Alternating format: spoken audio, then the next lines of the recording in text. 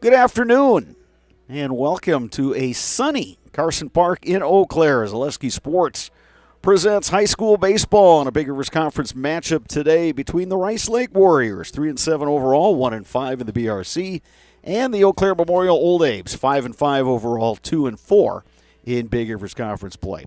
Hello again, everybody. I'm Bob Radovich, joined by former Memorial head coach Dave Sparger. Spargs, we couldn't ask for a better day here at Carson Park, and we got two teams which at times have played some really good baseball but are looking to string some wins together and start moving back toward the top of the standings. Yeah, when you look back at their scores and their opponents and things like that, you can tell they've been in every game. You know, it's just a miscue here or not the clutch hit when they need it. So both teams have been very, very competitive, and now, of course, they're both sitting towards the bottom, and they're looking for those, like you said, starting to put together some wins and see if they can move up that ladder in the conference. Eau Claire Memorial, we've seen them recently. Last week was a good week for the Abes. They had that 10-0 win at Hudson on Tuesday. Raiders returned the favor in the Thursday game, and now the Old Abes will put Grant Locken on the mound. We're used to seeing Locken out in center field, but he's got a strong arm, and the times he's pitched this year, he's been effective. Yeah, he's only thrown 5 innings this year, but you're right, very effective. He has an ERA of 0, so he's yet to give up a run. And so, like we talked about in pregame when we were off the air, we kind of talked about how Tuesday was usually like your guns, your top dogs, 1 versus 1. Here we go. Let's see what you got. But a little different this week as the Old Abes are going to go with Grant Locken with only 5 innings. And then you turn around and the Rice Lake Warriors are going to go with Kelvin Kelsey, who's only got 2 2/3 inning. The Rice Lake's big gun is Easton Stone, and he's actually got a scholarship to go pitch at Mankato State. So he's a real good thrower, and they'll see him on Thursday. So like I said, it's just a little different today. Today's pregame show is brought to you by Asher Exteriors. Call Asher's for your free no-obligation estimate at 888-GO-ASHER or visit goasher.com. That is goasher.com. Get off the ladder and get gutter helmet with Asher Lasting Exteriors. Trust the experts on your most valuable asset, your home. Give them a call today at 888-GO-ASHER. Sparks, we're closing out the month of April, and May will be upon us later in the week. And as a coach and from having boys in the program that once you get to May, those next weeks go really quickly. But from a coach's perspective, how do you try to keep your guys focused and dialed in? Because when they're away from the ballpark, you got graduations, you got college decisions in some cases. If you're an underclassman, you're thinking about, okay, are you going to work? What camps are you going to? You got all sorts of extraneous things. Oh, by the way, you're still trying to finish up the school year, and you get finals and all that sort of thing. But as a coach, how do you address that? Yeah, a lot of distractions come May, no doubt about it. And I guess, something we always did at the very beginning of practice was to talk about what we wanted to accomplish in practice, to kind of get their mindset. This is what we want to accomplish today. And, obviously now practices are cut down a little bit, right? You're not going 2 hours. You're trying to cut those down to an hour and a half, kind of quicken things up. And it's just to kind of review all those kind of things. And so, again, shorter, sharper, and just try to keep them focused on what they try to accomplish each day. Rice Lake Warriors are being introduced. They're wearing the light blue jerseys today. Lucas Rue will lead off and play third base. Batting second, Tanner Koltunsky, the center fielder. Easton Stone, the shortstop, will bat third. Pitcher Calvin Kelsey will bat fourth. Catcher Brady Musel will bat fifth. Wyatt Kunish, the left fielder, will bat sixth. Aaron Hoffman, the right fielder, will bat seventh. Batting eighth, DH Tate Schomer. Jack Larson will bat ninth and play first base. Devin Neindorf is the second baseman for the Warriors. A's being introduced now. Grant Locken will pitch and bat leadoff. Elliot Height is out in left field. He'll bat second. First baseman Sawyer Stein will bat third. Third baseman Leo Lauscher batting fourth. Batting fifth, the right fielder David Ankeny. Batting sixth, the second baseman Ian Bauer. Shortstop Blake Buer will bat seventh. Catcher Jack Harris batting eighth. Logan Zinsmaster is the DH. He'll bat ninth. Aaron Gunlock will be the center fielder today for the Old Abes. Marshfield Dairy Fest is May 31st through June 2nd. Check out marshfieldchamber.com for all the details. See you in Marshfield for a fun-filled weekend. Herrick and Hart Law Office, they have been on the side of the injured since 1951. Find them at eauclairlaw.com. Game time temperature, depending on which weather app I'm looking at, either 69 or 70 degrees, but light breeze blowing out today, and just a picture-perfect day here in late April from Carson Park. Right now, our national anthem.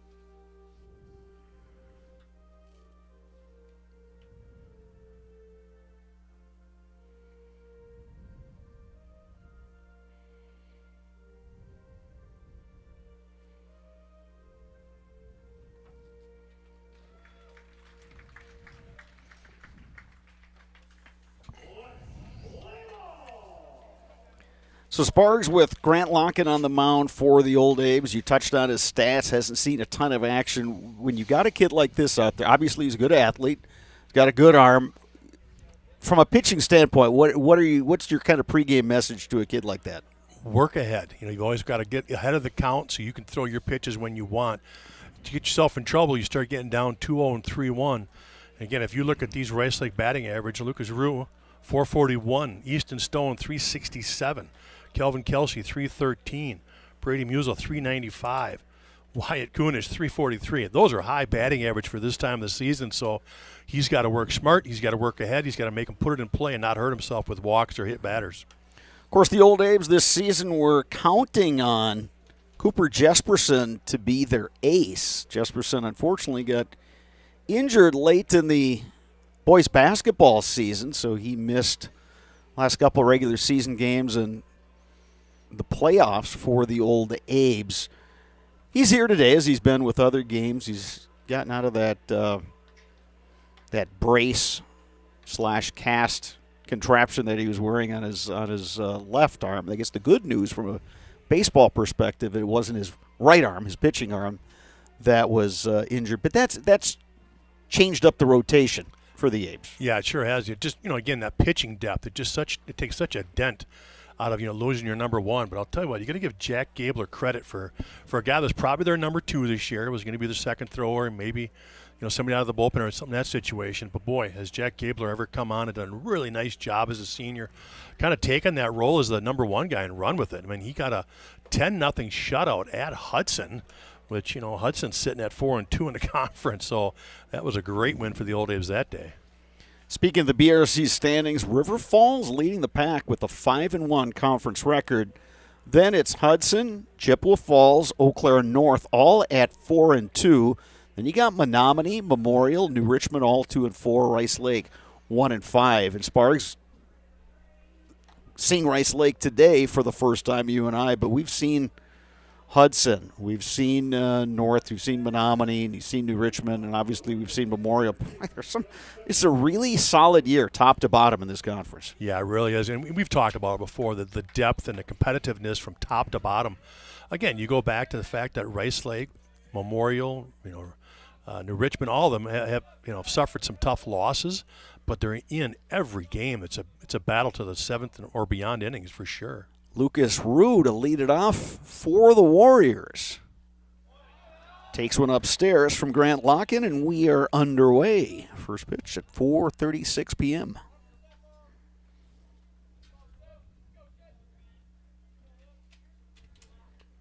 Locken working out of the stretch. Third baseman Lauscher creeping in. That one on the inside corner. It's 1-1. Good pitch there by Locken. You got Rue, who's really on top of home plate. If he can keep on the inside, he might have an advantage.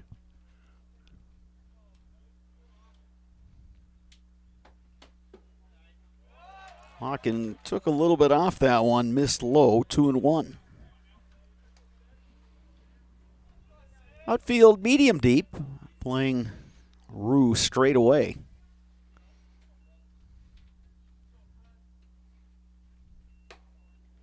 That one inside, and it's 3-1.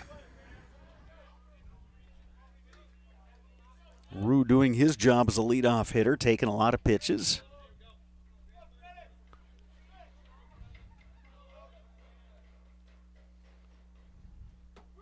Here's a strike, and it's 3-2. Well, you said it. Lucas Rue's doing his job as the leadoff batter. You know, anytime you could see 6 pitches, it's a quality at bat, and he's already done that. Yeah, and it's also given the rest of your teammates a look at what Grant Locken is throwing up there. And it's a hit by pitch, and the Warriors get their leadoff runner on. That'll bring up Tanner Koltunski, the center fielder. Yeah, we'll have to see here if the Warriors want to play a little small ball here in the first inning, look to get a guy in scoring position and get on the board first. First baseman Stein holding the runner Rue. Third baseman Lauscher creeping in there. Middle infielders at double play depth. Lauscher giving it a look, but that one's going to wind up in the bleachers.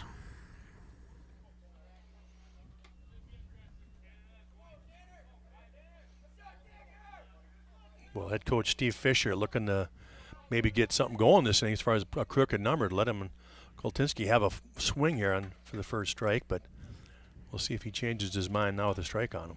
Well, and again, especially since they're throwing Kelvin Kelsey, who's a young man who, same, much like Locken, just hasn't had a lot of innings on the mound. Koltunski takes that outside. It's 1-1. Yeah, you're right. That could be playing into his strategy a little bit, knowing that, hey, you know what? I think we're going to need some runs today, so we're not going to play for one. We're going to play for the crooked number every inning.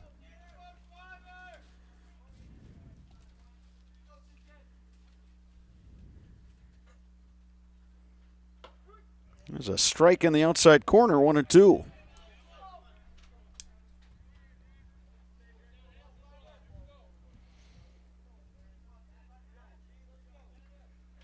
Abe's would love the ground ball here in turning 2, especially with Easton Stone standing on deck.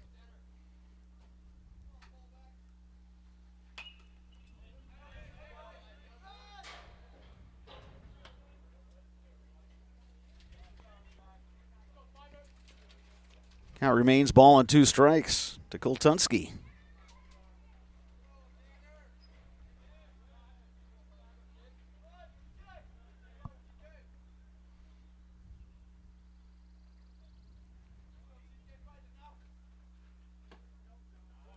That one close. Koltunski takes it. 2-2 now, the count. Yeah, real close. I'm not sure. I must have missed low. I didn't look outside. Good pitch right there, though. Close.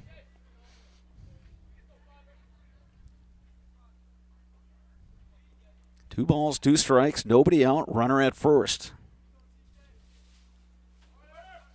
Swing and a miss. Koltunski down on strikes for out number 1. That'll bring up Easton Stone, and Stone has been swinging a hot bat this year, Sparks. Yeah, he sure has. Again, 367 on the season, but he's one of those guys that's hitting 600 in league play. As you mentioned, he's on his way to Minnesota State. He's also a heck of a football player, too.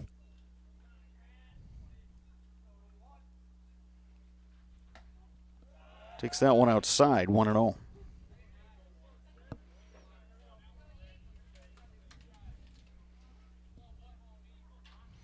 Rice Lake's really done a nice job over the last 5-10 years of developing their baseball program.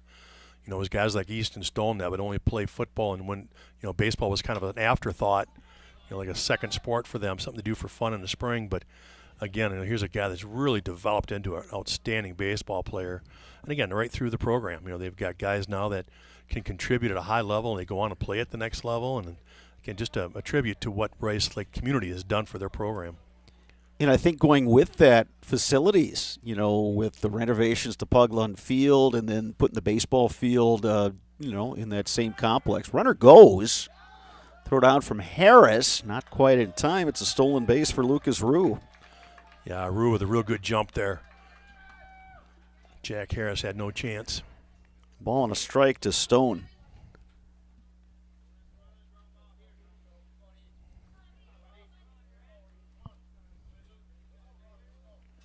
Two balls and a strike. That one inside.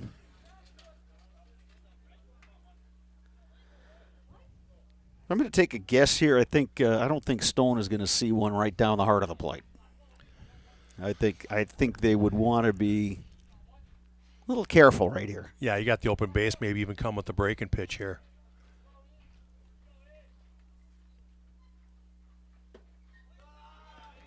And Easton Stone works the walk.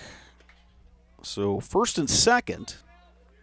Calvin Kelsey, the pitcher, coming to bat. Kelsey, left-handed hitter. Again, the Abes will look to turn two here. You can see the middle infielders trying to keep that lead runner, Lucas Rue, close. Kelsey takes that one outside. Kelsey's hitting .313 on the season and .500 in league play. So a real good four-hole hitter for the Warriors.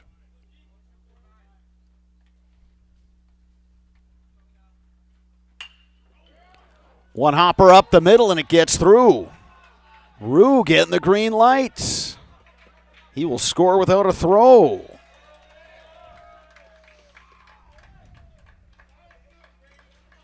Hard shot from Kelsey right there for an RBI single. Tell you what, if you were able to pick that one, it was a tough one, but if he was able to pick it, he's going to turn too easy as hard as that was it. Yeah, he had the glove low, and that ball skipped up a little bit. So here's Brady Musel, the catcher. Again, 2 on, 1 out. And the Warriors have grabbed an early lead.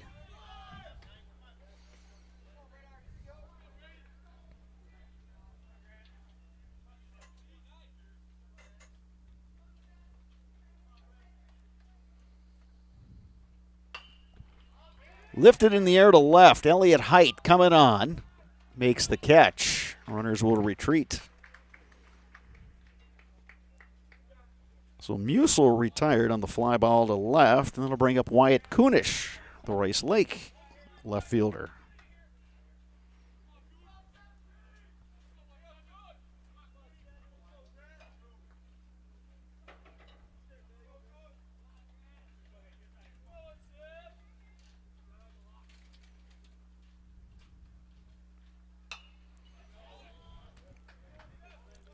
Good breaking pitch right there from Locken to get ahead in the count.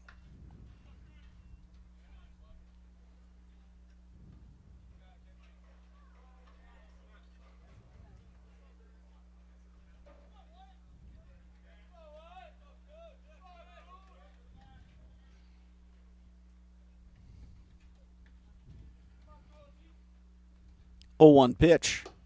Right on the corner for strike 2.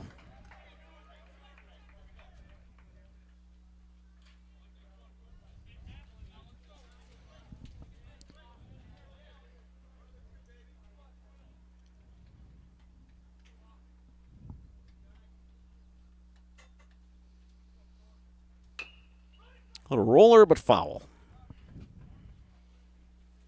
Came with that fastball inside right there. Like to see this 0-2 be off the plate, either a breaking pitch off the edge or a fastball just outside. Don't want to give him anything good when you're up 0-2.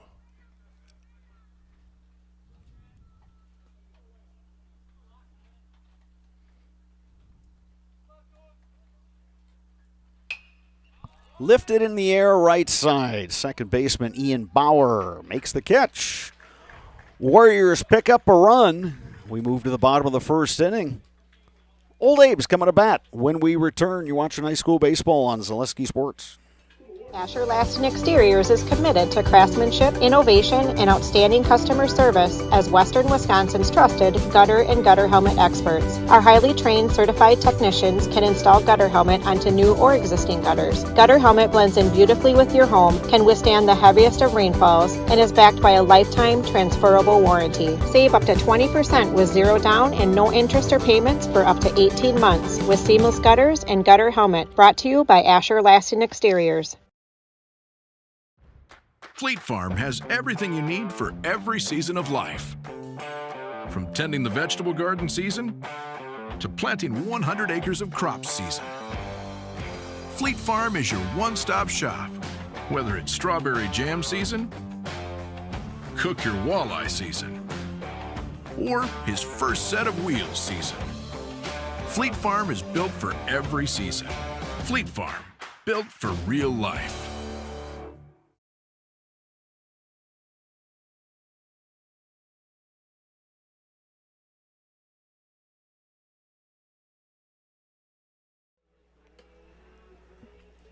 HS Fence has been serving Wisconsin's commercial and residential fencing needs for the last 18 years. HS Fence specializing in chain link, vinyl, wood, and ornamental fencing. Castle Insurance, based in Eau Claire, is your local independent insurance provider. For all your insurance needs, you can depend on Castle Insurance. Calvin Kelsey getting his warm-up tosses in for the Rice Lake Warriors, who picked up a run in the top half of the first inning, and it was Calvin Kelsey coming through with the RBI base hit. Abe's will send up the top of their order Grant Locken, Elliott Height, and Sawyer Stein. Grant Lockett hitting .343 for the season. He's done a pretty good job this year of getting himself on base for the meat of the order.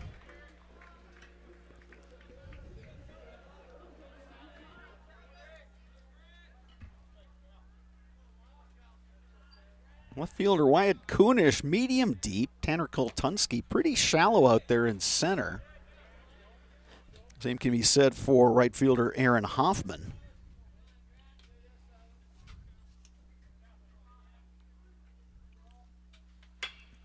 There's a drive to left. And that's over the head of Kunish.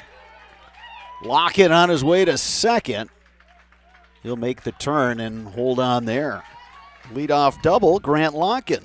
Yeah, a real good start there for the Old Abe's. Like we said, Locken's found a way to get himself on base, and there he rips a double to left. As far as you know, there's a couple schools of thought. There's one where you just play medium deep, or depending on who's pitching and what hitters tend to do with it, sometimes you want to bring those outfielders in, and if they hit one over your head like that, you just But they want to cut, Yeah. they want to cut off the bloops and that sort of thing. Well, it's not like Grant Locken standing up there at 6'2", 215. He's not a real big kid, but he smoked that one. Here's Elliott Height. That one gets away from the catcher, Musil. And advancing to third base is Grant Locken. Good read by Locken there, seeing the pass ball and moving up. Now Elliott Height's just trying to find a way to get this ball in play and driving a run to tie it up.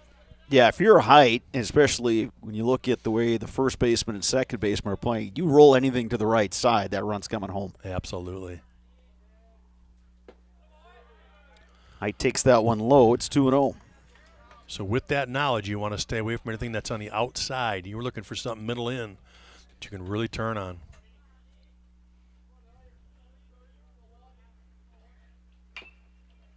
We tried to on that fastball. 2-1 the count to Elliott Height.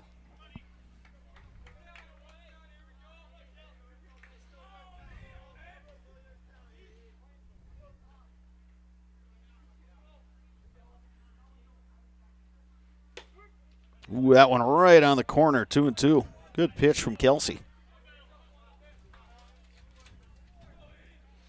Now Elliott Height's got to expand the zone. Now he's just got to find a pitch and drive it.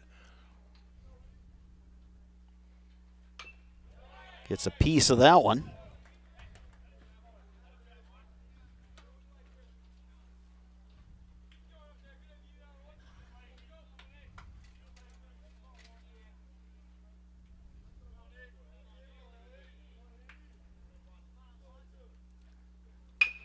Bouncing ball up the middle. Stone has that one get through. Locken scores, and Height is aboard. Yeah, Elliot Height with that RBI. Great job with 2 strikes, just putting it in play. Drives in a run. That'll bring up Sawyer Stein. I haven't seen that ruled an error just yet. It might be coming. Yeah, it's got to be an E6 for Sawyer sure. Stein now batting. And it's funny, Brad, we talked before we got on the air about how Sawyer Stein's struggling a little bit this year, and it seems like every time he comes up, he's down on the count. Right. 0-1, 0-2, 1-2, and here again, 0-2 here with he that is. foul He's ball. 0-2, yeah. Okay. Just like he cannot find a way to get himself ahead in the count 2-0 or 3-1 where he can really sit on a pitch. Just struggling right now. Just, again, the count's always against him. He's having to shorten his swing and see if he can get a ball in play when he's behind in the count. He has brought the average up a little bit, but as we've been saying, he's the kind of kid that can go on a tear for 2 weeks. Where he hits everything in sight. Yeah. He's always been that kind of hitter ever since he's been on this Abe's varsity.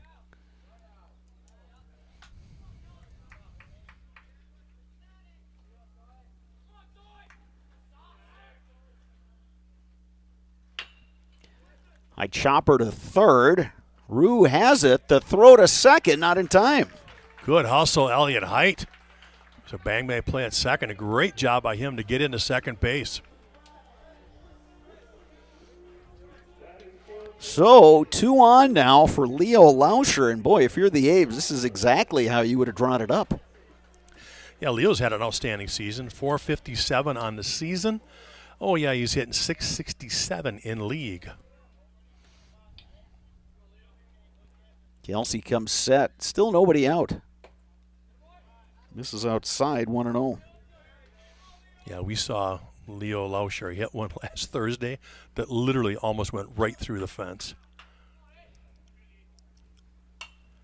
Big hack there, 1-1. Yeah, a little change of pace, a little change up for him. Leo was all over it. Yeah, the one he hit was about 3/4 up one of the billboards out there in left center. That was just scorched.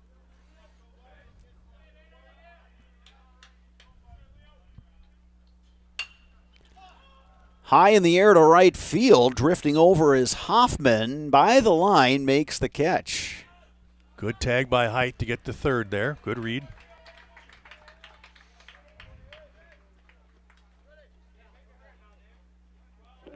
So now David Ankeny comes to the plate with runners at the corners. See if the A's have something on here. They have tied the game, 1 apiece.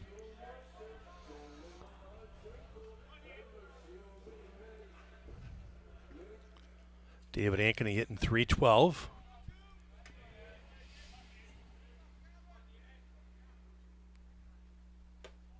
Takes that one outside.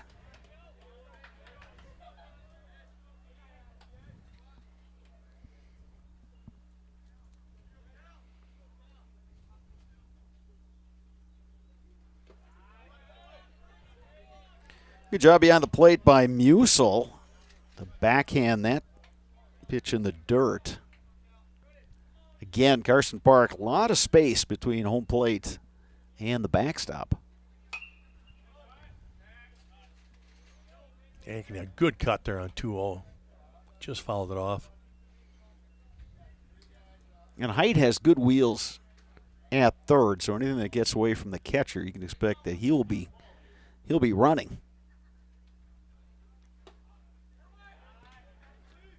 Good eye by Ankeny, takes that one up. It's 3-1.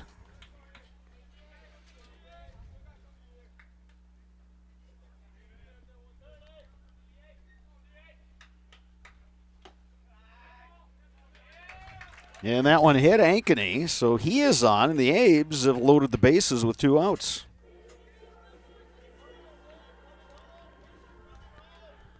That'll bring up Ian Bauer.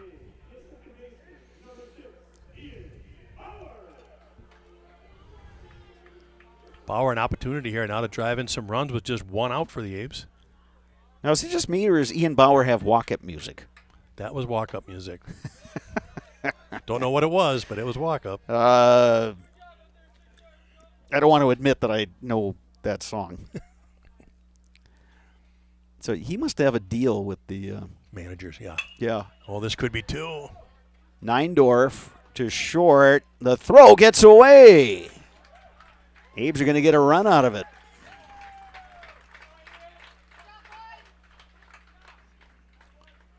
Yeah, they'll actually get 2 because of that throwing error.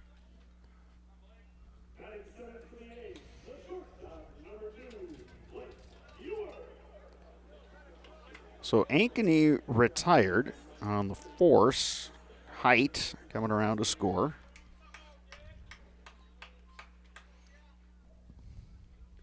Stein scoring as well. So 3-1 Old Abe's.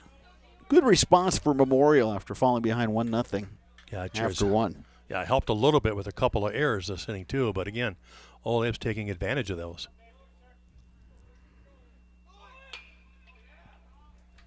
That one just foul. Yeah, you a real good swing on that one. Probably just one of those run and hits where it's a straight steal, but yet if viewer sees something he likes, he can hammer it and just pulled that one foul. Blake Buer having a good season as he's hitting .346.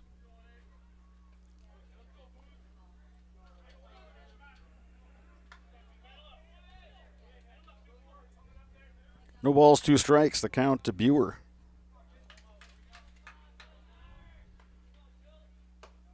Takes one outside.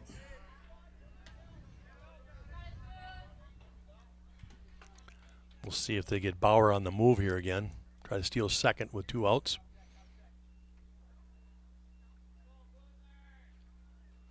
He stays put. 2-2 now the count to Buer. That pitch went up and behind. Buer right there. I actually saw a college game this weekend where it went behind the hitter but went foul off his bat. Yeah. Mm-hmm. 3 balls, 2 strikes. So now the runner at first, Bauer, can take off with the pitch.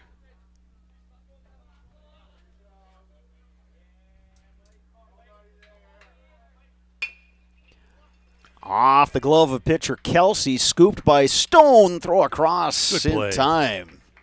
But the Old Abe's pick up 3 runs, and after one, it's Memorial 3, Rice Lake 1. You're watching high school baseball on Zaleski Sports. Why work for Staub Construction? Everybody around you is just family. Everybody seems to bond together and get along good, and They, I believe, truly care about their employees. Staub has a great benefits package. Staub is an employee-owned company that puts a large emphasis on work-life balance. And everybody wants to see everybody succeed. It's a good place to work. Join the team at Staub Construction. Apply now at staubco.com.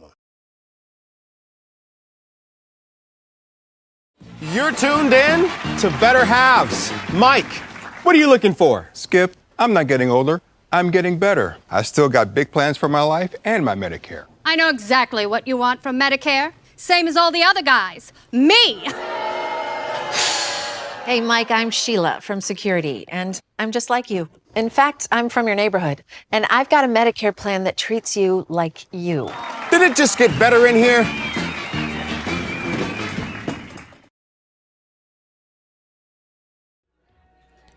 We are back at Carson Park, ready to start inning number 2 between Rice Lake and Eau Claire Memorial.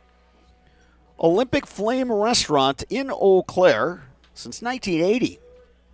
Uncle Lapros brought homemade family recipes from Greece, and the tradition continues today at Olympic Flame Restaurant. Eau Claire's best-kept secret, the Olympic Flame Greek Restaurant on London Road.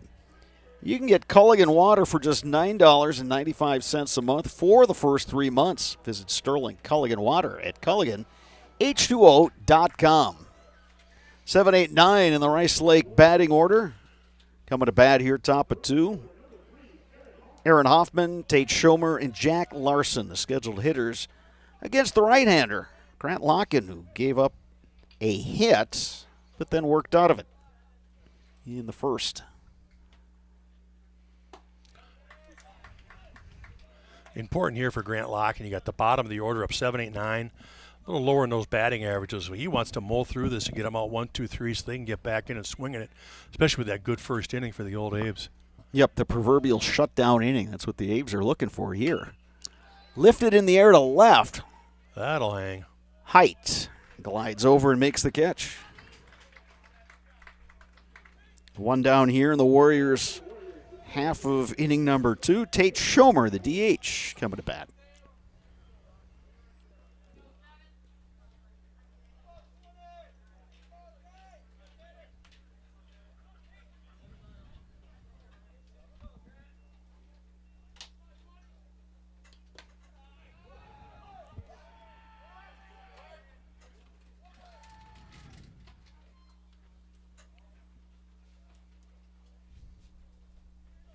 Wind may have shifted a little bit, looking at the flag out there in center field, and now it looks like it's blowing a little bit right to left.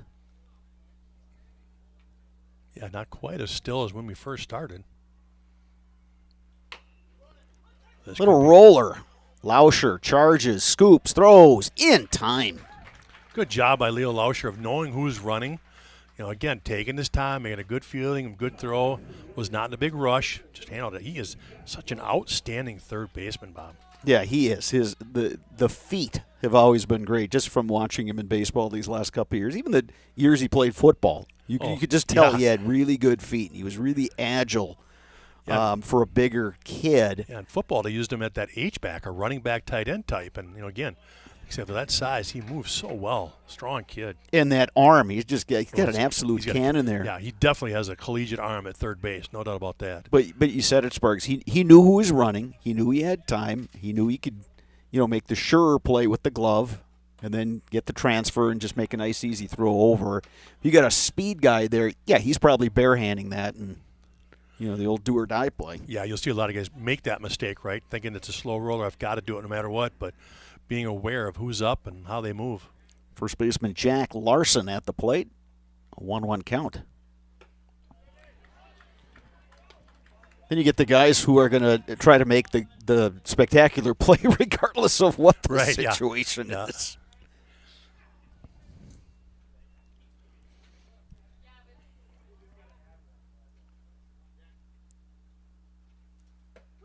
Strike 3 called. Second strikeout of the game. So the Abes get their shutdown inning, and they will come to bat when we return. You're watching high school baseball on Zaleski Sports. Culligan Water delivers. From your first call, to your first sip, to your first soak. Culligan, give us a tap. The only water that comes with a van.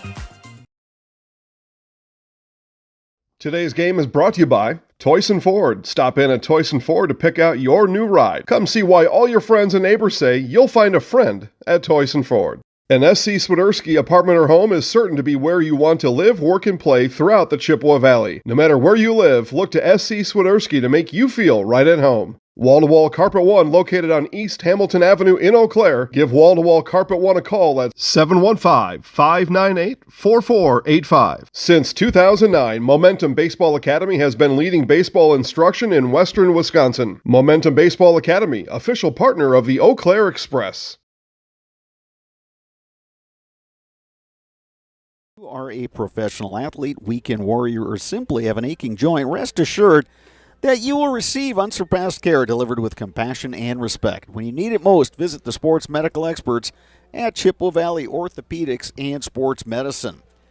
Staub Construction is a premier builder of municipal and industrial water and wastewater treatment systems in the Midwest. Staub Construction, a 100% employee-owned company.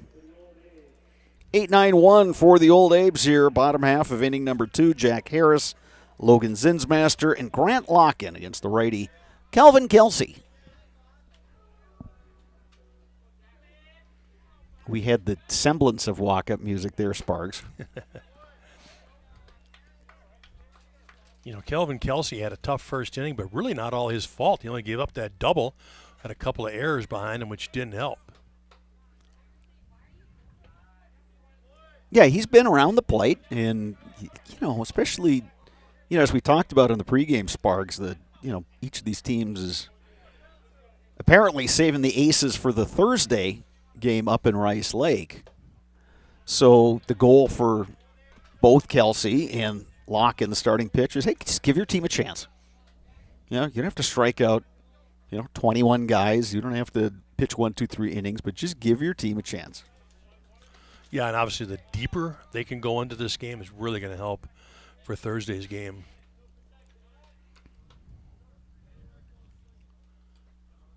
Two balls, two strikes.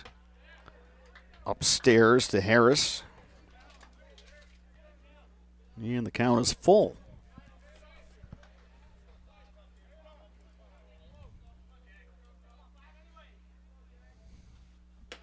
Harris takes it up and in, and he's aboard with the walk.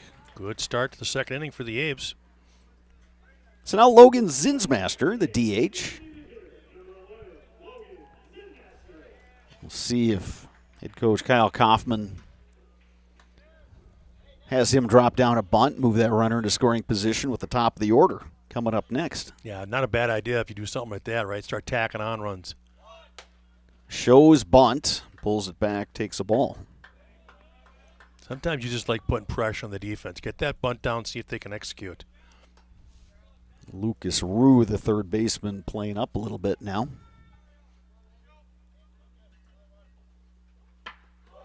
Ooh, and that one hit Zinsmaster. Got him off the helmet, but I think it also caught a little bit up there in that cheek area. So now the Abe's coaches are going to go take a look. Yeah, he's bleeding right there. So unfortunately, that ball clipped that helmet, and the helmet kind of, it's going to make him bleed a little bit there in the face.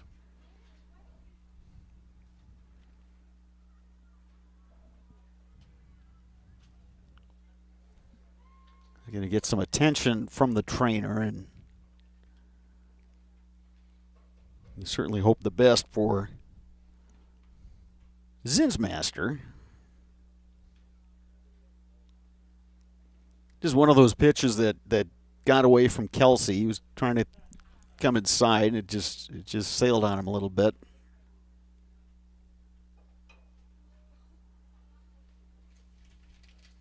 Well, on anybody that's had a laceration to the face, it's just one of those things that just bleeds like crazy. It takes forever to get it to stop. So we'll see here if we can get Logan all taken care of and get him back in the game here. It's 3-1 Memorial. We're in the bottom of the second. The Abes will have 2 on with nobody out, but concern now is with Logan Zinsmaster. Just from the way he's standing, Sparks, and responding to the trainer, I think all things considered, he appears to be okay. I think the key, especially when you take one up and in, with what we know about concussions nowadays compared to the past, I think that would be concern number one. Yeah, he's showing no sign of anything, as far as that aspect. And again, Calvin Kelsey's not a hard thrower, so I think, again, you could see how, like he said, when he walked away, he was fine. He wasn't dazed at all. He could just kind of tell that, something wasn't right, that he was bleeding from somewhere. So now, fortunately, we've got those athletic trainers right on site, and they're taking care of him.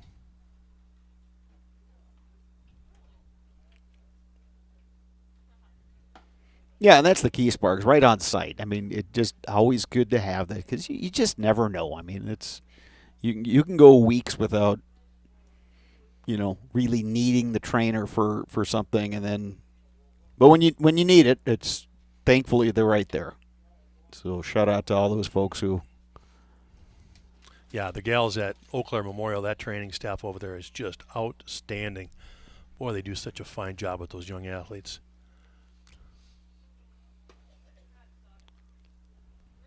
And too, I mean, it's great too when you have people that can work on preventative care and just the aches and pains and the making sure everybody, if a pitcher is throwing, that they get some ice for the arm, all those things that really go into it. Looks like we're starting to get ready for him. See if he's able to stay in or not. He gets a nice hand here, and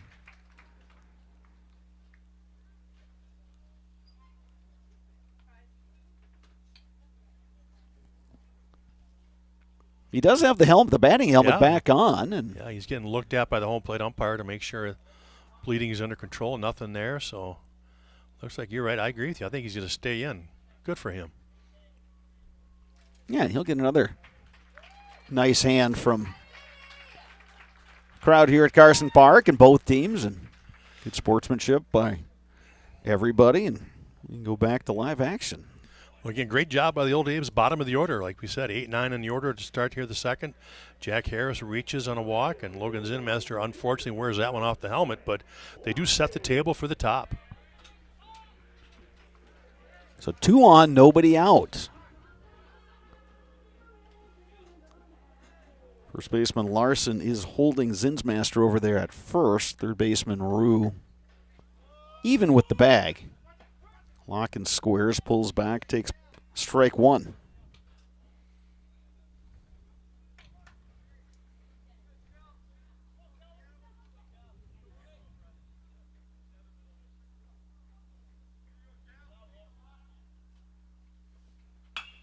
Driven to left.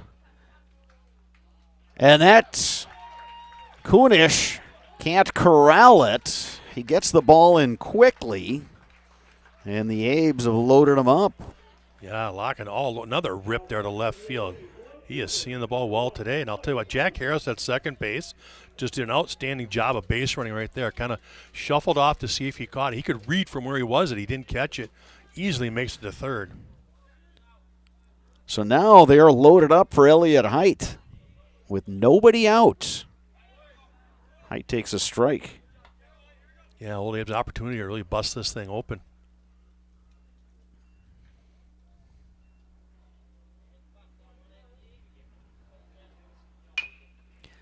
Bouncing ball, Neindorf has it. Flips to Stone for 1, and he throws back to third. Great play by Stone. Runner is safe. Zinsmaster just gets back. Well, that's one of those things you try to teach your shortstop. If you know you don't have a double play there, you fake that throw to first, whip around and try to get that guy around at third, and he almost got him. So Harris able to score. Zinsmaster now over at third.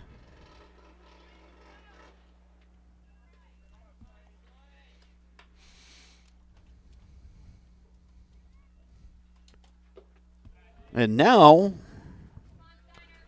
Sawyer Stein batting with 1 out and a chance to knock in some runs. Yeah, he's got to be patient here. Let something really good come to him. And he did. Line to left. He did it over him. And it's over the head of Kunish. Zinsmaster will score. Height gets the green light. There's going to be a play at the plate. Height out at home plate. Good relay by the Warriors. Yeah, executed perfectly right there. So Height the second out. Stein, how about the base running by Sawyer Stein? He's over there standing at third. Yeah, he was rolling all the way through that one because he knew there was going to be a play at the plate, so he took advantage of it. So now Lauscher a chance to pick up another RBI. 2 runs across for the Abes. They lead at 5-1. Looking for some more right here. Lauscher takes one low.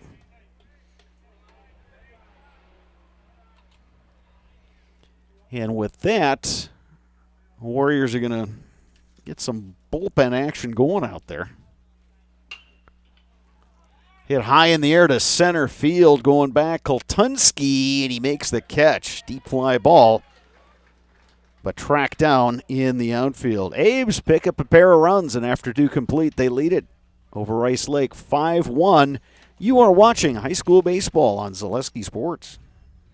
Asher Laston Exteriors is committed to craftsmanship, innovation, and outstanding customer service as Western Wisconsin's trusted gutter and gutter helmet experts. Our highly trained certified technicians can install gutter helmet onto new or existing gutters. Gutter helmet blends in beautifully with your home, can withstand the heaviest of rainfalls, and is backed by a lifetime transferable warranty. Save up to 20% with 0 down and no interest or payments for up to 18 months with seamless gutters and gutter helmet. Brought to you by Asher Laston Exteriors. Fleet Farm has everything you need for every season of life. From tending the vegetable garden season to planting 100 acres of crops season. Fleet Farm is your one-stop shop. Whether it's strawberry jam season, cook your walleye season, or his first set of wheels season. Fleet Farm is built for every season. Fleet Farm, built for real life. Enjoy the benefits of business banking at Security Financial Bank with several options to fit your business. Learn more about business banking at sfbank.com. The Dahlman Insurance Agency provides business, home, auto, and farm insurance throughout the Chippewa Valley. Contact Eric Knutson in Elk Mound or Wayne Dahlman in Eau Claire. Dahlman Insurance. Come for the rates, stay for the service. Grant Locken back on the mound for the Old Abes. He's allowed a run on a hit through 2 innings. Worked a 1-2-3 second inning. Now back to the top of the order. Lucas Rue was hit by a pitch. Rue then stole second base. Came around to score on a Calvin Kelsey base hit.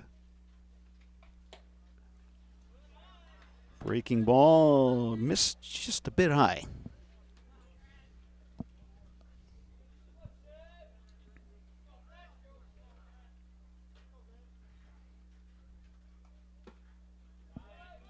2-0 now to Rue. Rue looking to get things started like he did in the top of the first, where he drew that hit by pitch, was able to come around and score.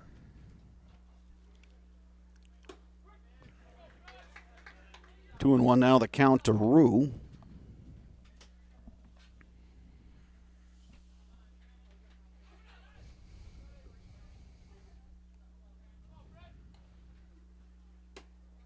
That one misses inside. It's 3-1. The right-hander throwing out there in the Rice Lake bullpen is number 11, Gavin Richter, a sophomore.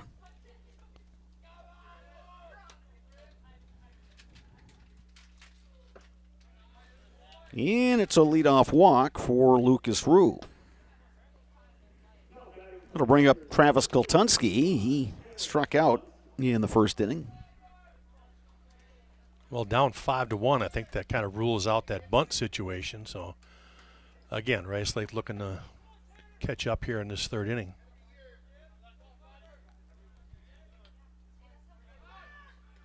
And that pickoff attempt goes and rolls over by the grandstand, but it took Rue a little while to bounce back up, so he decides to stay put.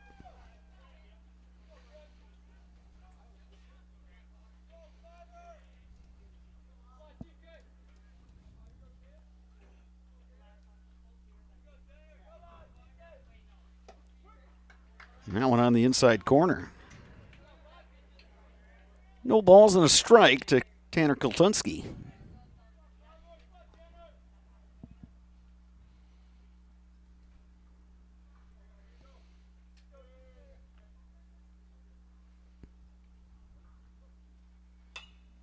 Followed right back towards us.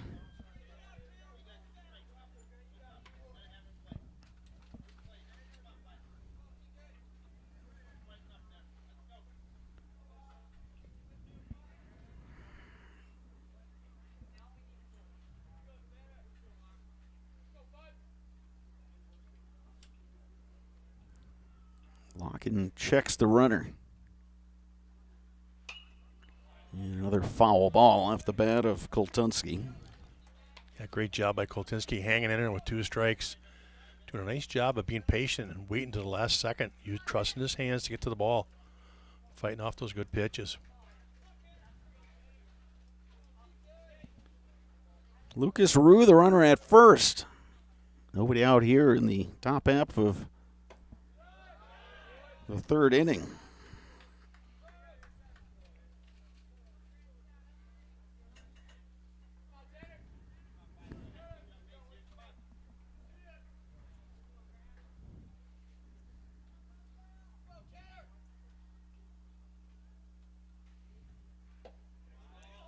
check swing. It's ruled a ball.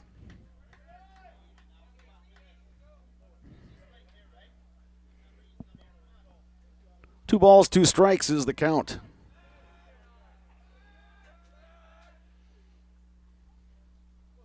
Yeah, Grant Locken was just making sure he knew what the count was. Stepped off there.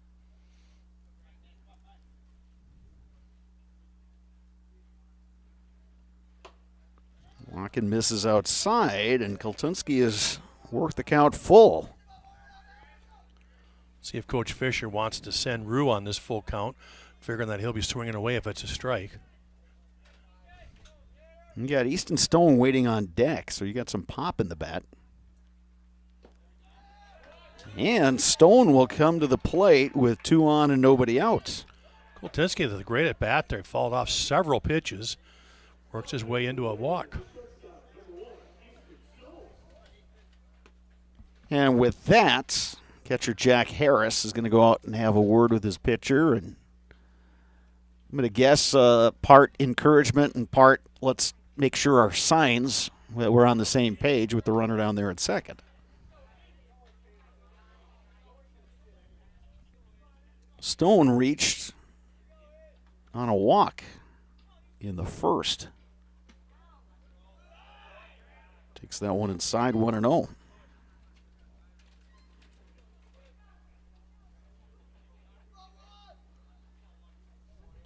Grant Locken was able to retire the Warriors 1-2-3 in the second. He did it on 8 pitches. Yeah, we said the only thing that Locken had to really not do was give up those free passes today, and unfortunately he gave up 2 of them in the first and now already 2 here in the third. You just, again, as a pitcher, you want to eliminate those free passes. He's already thrown 13 pitches in this inning.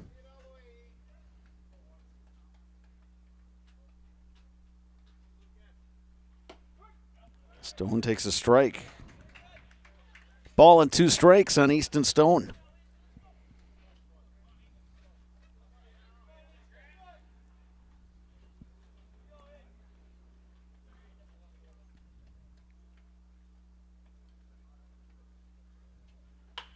Ripped but foul.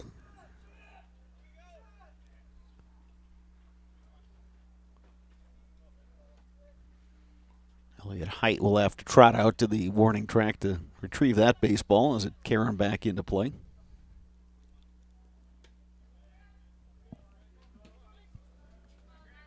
Count remains 1-2. Big at bat right here for the Warriors. Number 3 hitter, Easton Stone, a couple guys on.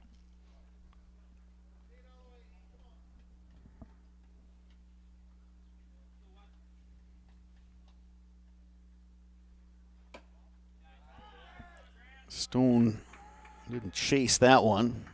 Count even 2-2.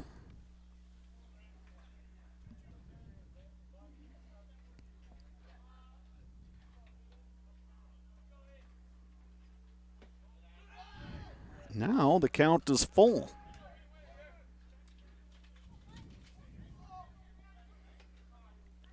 Grant Locken in danger of walking the top first 3 batters of this inning.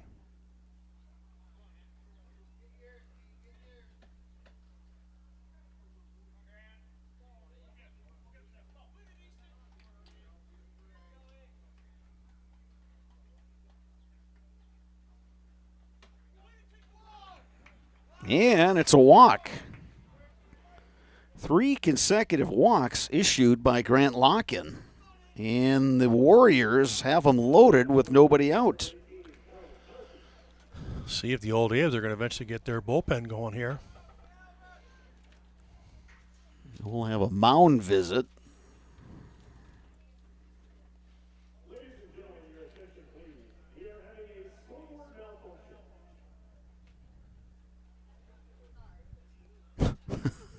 Announcement just made that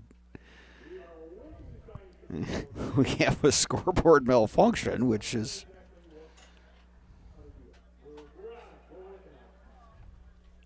they're efforting, as we say in the TV business, to get that rectified. I think it might be operator error. I know the guy who's running that. It's operator error. We have seen that in previous games here at Carson Park that the scoreboard will just go blank for a little bit, and then it gets restored. So be that as it may. We'll take the opportunity to tell you about SC Swiderski. An SCS apartment or home is where you want to live, work, and play all throughout central Wisconsin, the Chippewa Valley, and the Fox Valley. No matter where you live, look to SC Swiderski to make you feel right at home. Visit scswiderski.com for more. Calvin Kelsey knocked in the Warriors' run back in the first with a single. Now he's batting. Bases loaded, nobody out here in the third. Takes a curveball for a strike. Old Abe's are playing the corners in to go home to first on the double play chance, and up the middle they're playing halfway to turn it 2 up the middle.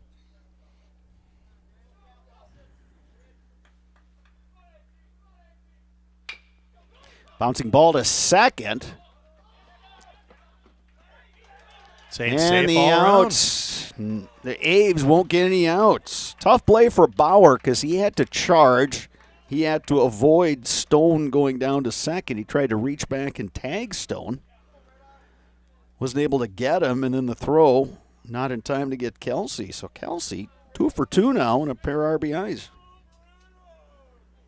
Lucas Roos scores. Tanner Koltunski moves down to second. Stone down, or Koltunski over to third. Stone to second. Now Brady Musil at the plate. And Musil represents the go-ahead run.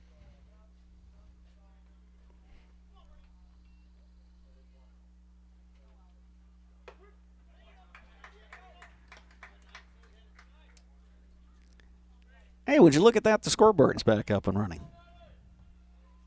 Always seem to find a way. But you're going to still stick with your operator error, aren't you?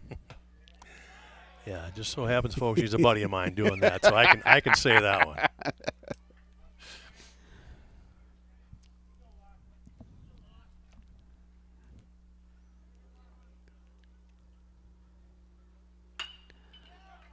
To left field, and that's going to drop. A run will score as Koltunski crosses the plate. Everybody else moves up. 90 feet at a time right now for the Warriors, and it's paying off. RBI for Brady Musil. And here's Wyatt Kunish. 3 walks, 2 singles, and they've already got 2 on the board with nobody out. So it's 5-3. Abes.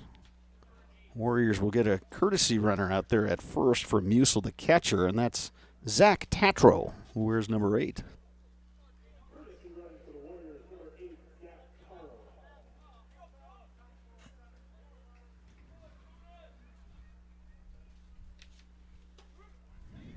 Kunish takes a strike. Locken working ahead with a curveball that time. Now the Abes have finally got that bullpen going. That one inside.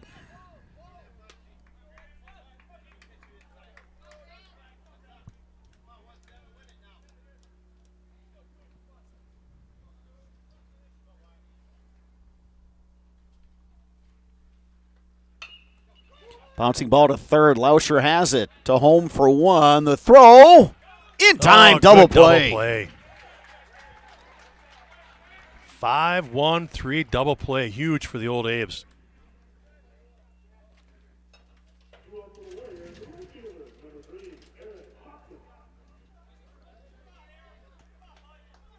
So Lauscher with the good glove, the strong throw, and credit Harris, the catcher, because he had to go back and find the plate with his right foot and then made a strong throw with the runner going down the line. And that's never easy. No, and again, good, like you say, just a good job of making sure you get that first out at home.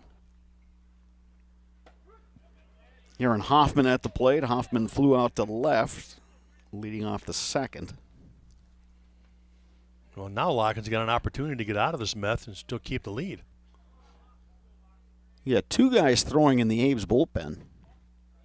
Curveball missed outside. Ball and a strike to Hoffman.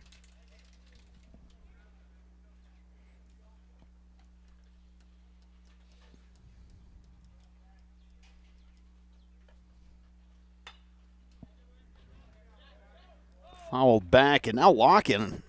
1 strike away from getting out of this jam.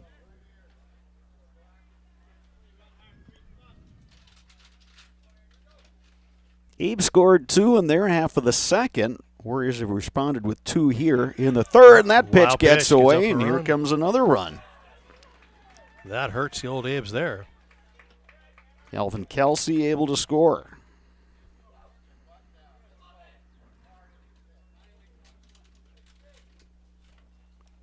And Brady Musil able to move all the way over to third. Ball and 2 strikes, count on Hoffman.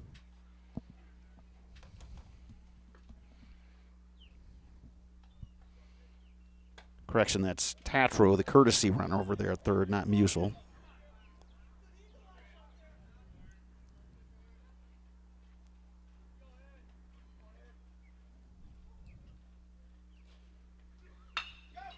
Base hits. Clutch right there by Hoffman. That ties the game up. Tatro able to score. RBI base hit from Aaron Hoffman.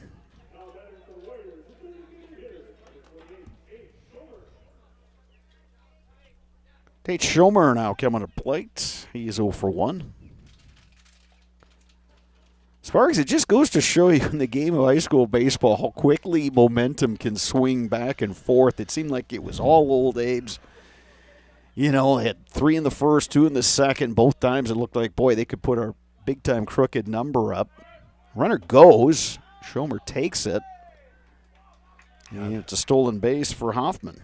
Yeah, they're getting great jumps off of Grant Locken right now. That's 2 guys that have stolen the base and really not even a chance for the catcher, Jack Harris. Well, yeah, you're right. I mean, give the Warriors an opportunity here again to get back into this, but again, walks and then followed up to a couple of hits, and it's all tied up.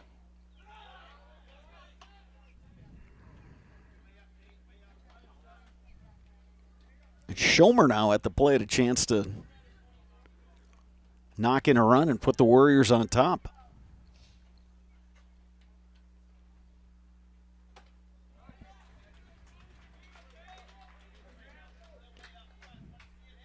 Well, Sparries, we've seen some good pitchers duels in our high school games here at Carson Park, and we're on our way to having ourselves a slugfest.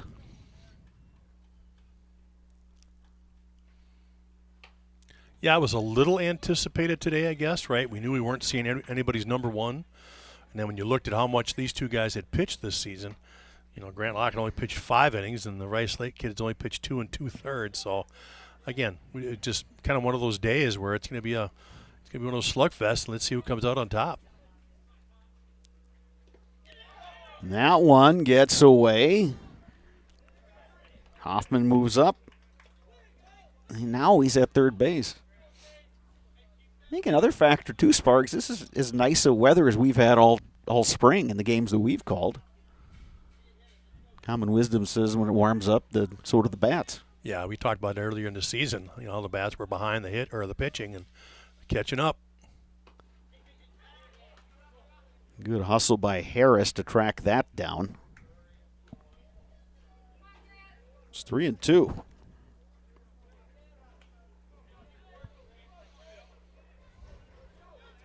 He's the 5th batter that's had a 3-ball count in this inning alone. Up and in, and Schomer's on via the walk. Yeah, his 4th walk. This probably should do it for Locken. You think they would go to the pen now. Jack Larson, the number 9 hitter, coming to bat. He struck out looking in the second. And he is the 9th hitter to bat in this 3rd inning for the Warriors.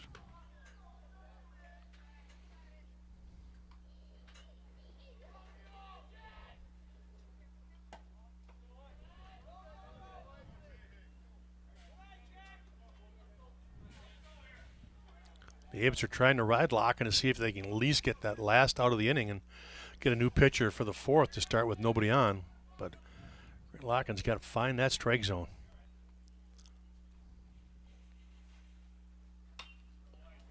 Came with a fastball that time, and Larson followed it straight back.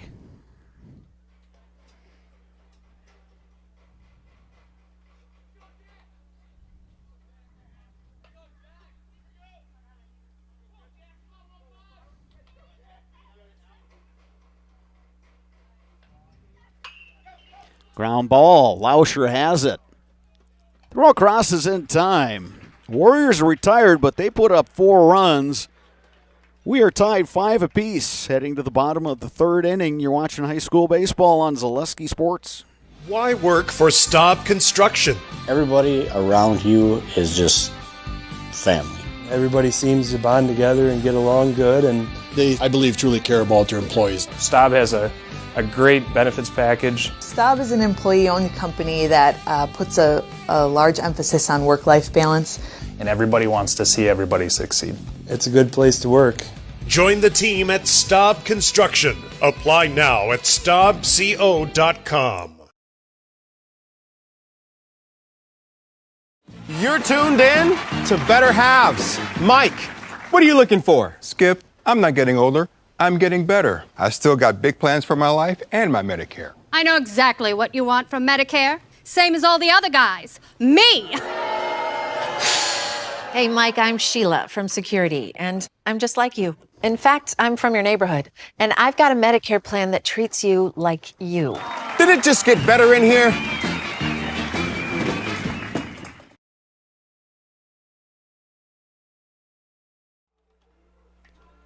It is the bottom of the 3rd inning here at Carson Park. It's a tie ball game. Rice Lake Warriors 5, Eau Claire Memorial. Old Abe's 5 runs. 5, 6, 7 scheduled hitters for the Old Abe's here in the 3rd. David Ankeny, Ian Bauer, Blake Buer. David Ankeny was hit by a pitch back in the 1st. Calvin Kelsey remains on the mound for the Warriors, who last inning, bottom of the 2nd, had a player warming up in the bullpen. But now that the Warriors have come back to tie it, Kelsey will start his 3rd inning of work.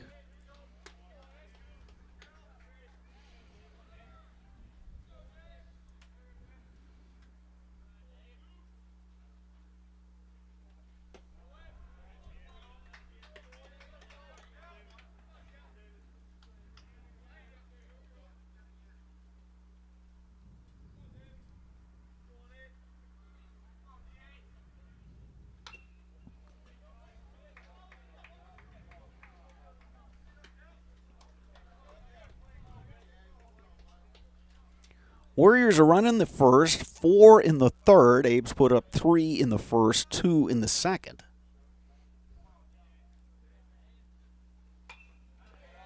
He fights that one off. Yeah, both teams today have really taken advantage of the free passes, whether it be the walk or the hit by pitch, which there's been quite a few of them already. But boy, they've just capitalized on those.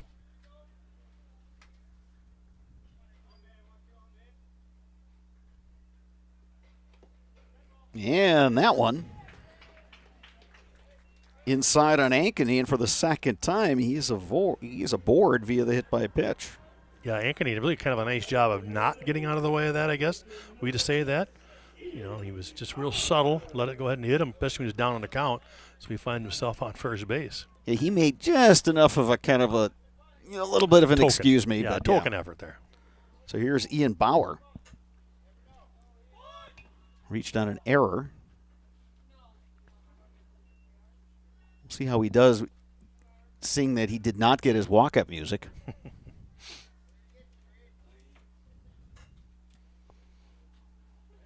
Yeah, that foul tip went off the catcher right there, so the home plate umpire is going to walk out there and give him a little time to recover from it. Kind of one of those courtesy things the catchers and the home plate umpires do for each other. And we've said it before, Spargs, and I'm sure we'll say it every time we do a game. The catchers, they take a pounding back there.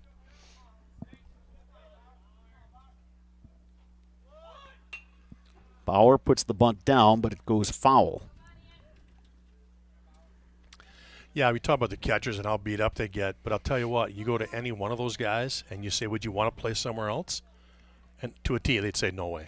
You right? know what? I mean, that's just what they love to do. Yeah, exactly. And I would, in similar to a goalie in hockey, there are just certain kids that are cut out to do it. They have the right temperament and the right mindset.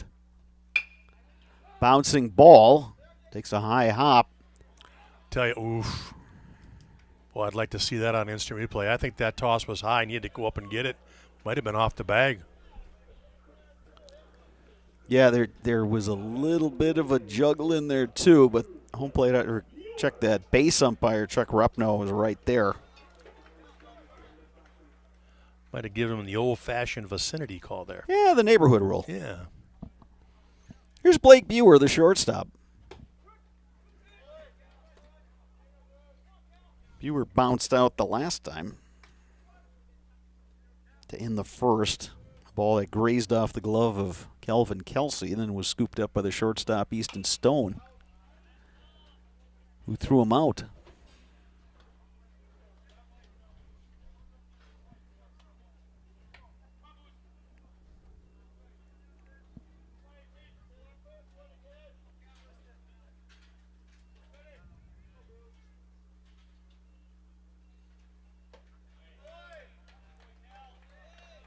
Swing and a miss.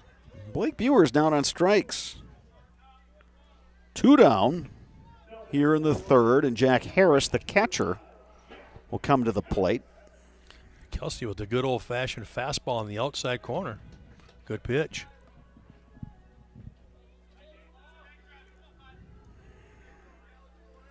Harris walked and scored in the second.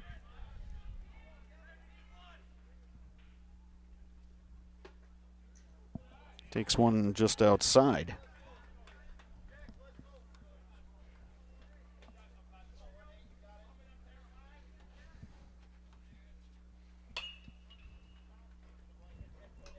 Ball and a strike now to Harris.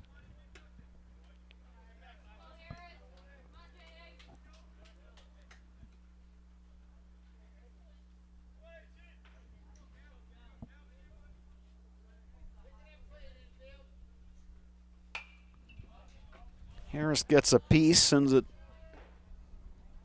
to the top of the grandstand and off. Ball and 2 strikes.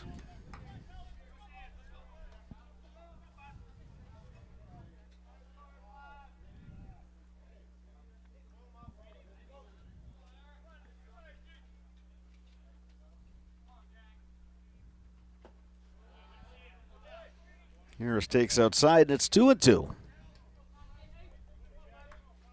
Powers got decent wheels at first. Yeah, a little surprised he hasn't taken off yet. Of course, he's had kind of a short lead over there. Not going that time, but he's going to reach second. That pitch in the dirt. Yeah, so much for having to steal. You'll take that wild pitch and move up. So now an RBI opportunity for Jack Harris.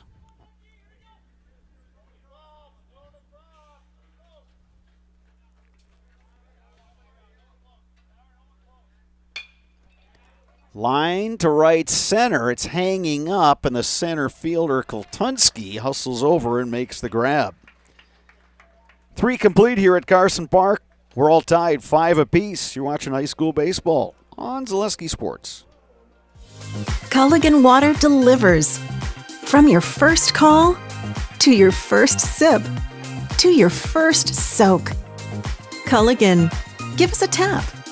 The only water that comes with a van. Today's game is brought to you by Toyson Ford. Stop in at Toyson Ford to pick out your new ride. Come see why all your friends and neighbors say you'll find a friend at Toyson Ford.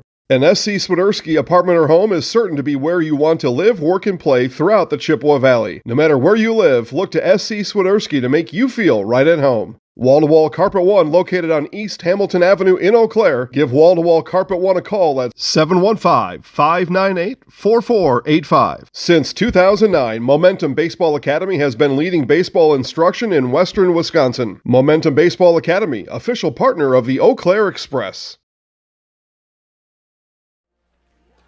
Wall-to-Wall Carpet One is located on East Hamilton Avenue in Eau Claire. They also always offer free estimates, and they're the home of the beautiful guarantee. Give them a call, 715-832-4555, Wall-to-Wall Carpet One. New pitcher for the Old Abes is number 11, Logan Zinsmaster, the right-hander. Grant Locken started on the mound for Memorial. He moves out to center field. And with that, Aaron Gunlock, who started at center field, is out of the game. Top of the order for the Warriors here. In their half of the fourth, Lucas Rue, Tanner Kultunski, Easton Stone. Rue has been on base twice. He was hit by a pitch, and he walked. Both times he came around to score. Yeah, the top of the order for the Warriors have done their job today, producing all the runs. Now facing Zinsmaster for the first time in this game.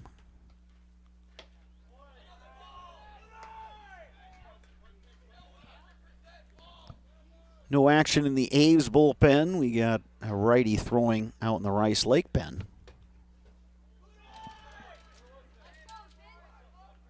Remember, Zinsmaster was hit by that pitch back in the second inning and needed some attention when the ball caromed and nicked him in the face a little bit. 3-1 now, the count to Rue.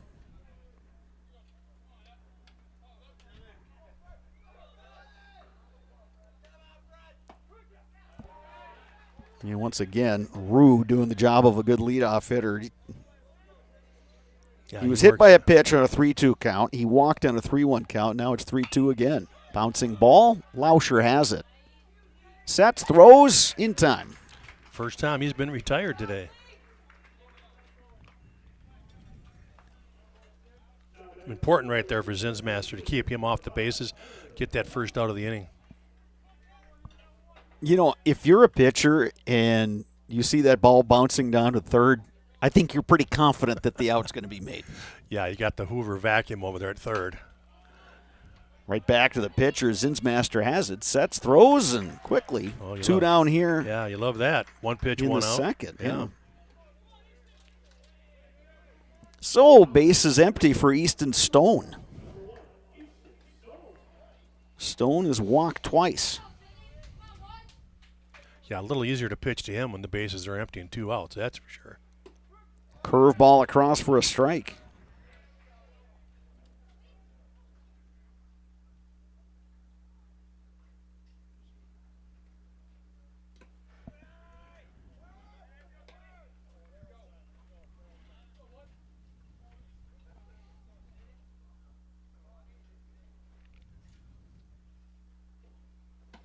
Swing and a miss, and Stone comes up empty. Good breaking ball right there by Zinsmaster. Ahead in the count. We'll see what he comes back with here. Swing and a miss. Climbs the ladder. Zinsmaster comes in relief and works a 1-2-3 inning. Bottom of the fourth coming up from Carson Park. You're watching high school baseball on Zaleski Sports. Asher Laston Exteriors is committed to craftsmanship, innovation, and outstanding customer service as Western Wisconsin's trusted gutter and gutter helmet experts. Our highly trained certified technicians can install gutter helmet onto new or existing gutters. Gutter helmet blends in beautifully with your home, can withstand the heaviest of rainfalls, and is backed by a lifetime transferable warranty. Save up to 20% with zero down and no interest or payments for up to 18 months with seamless gutters and gutter helmet. Brought to you by Asher Laston Exteriors. Fleet Farm has everything you need for every season of life. From tending the vegetable garden season to planting 100 acres of crops season. Fleet Farm is your one-stop shop.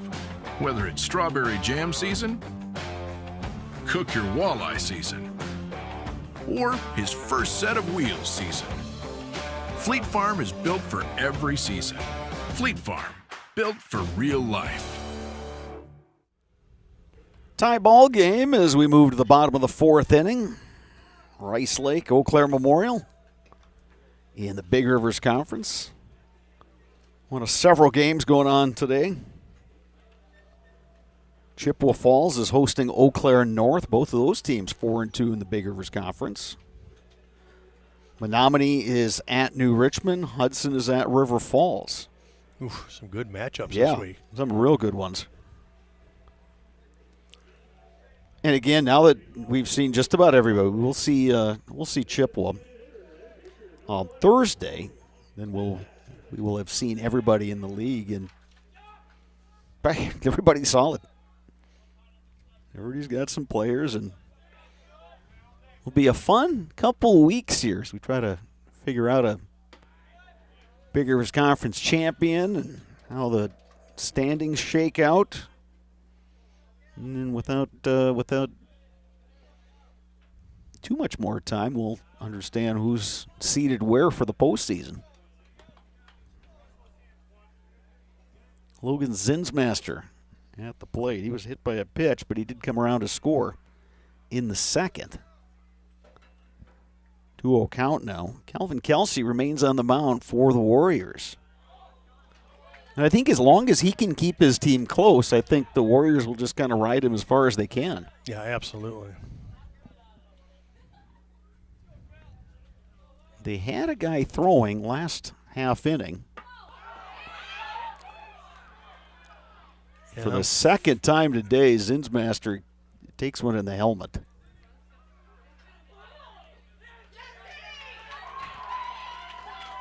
And that might be it. Well, let's see what the coach wants to do. Obviously, nothing intentional here, folks. I mean, yeah, it happens to be Logan Zinsmaster both times, but again, just balls that got away. And there'll be a meeting on the mound. And I think, too, you know,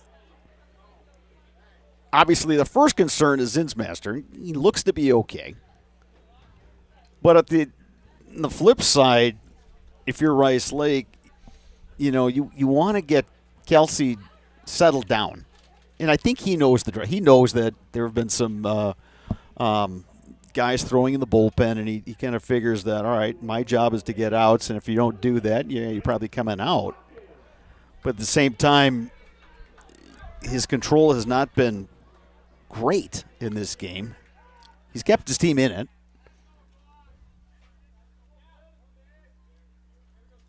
But you want him just to get back to, pitching, just to throw his game and, try to work corners, in, out, up, down, the usual things you tell your pitcher. Yeah, and again, the advantage is that Kelsey is a senior, right? You try to lean on that maturity of a senior, been through these things before. Grant Locken at the plate, takes one inside. Usually the catcher trying to get Zinsmaster napping down there at first, but Zinsmaster back in. Ball on a strike now to Locken.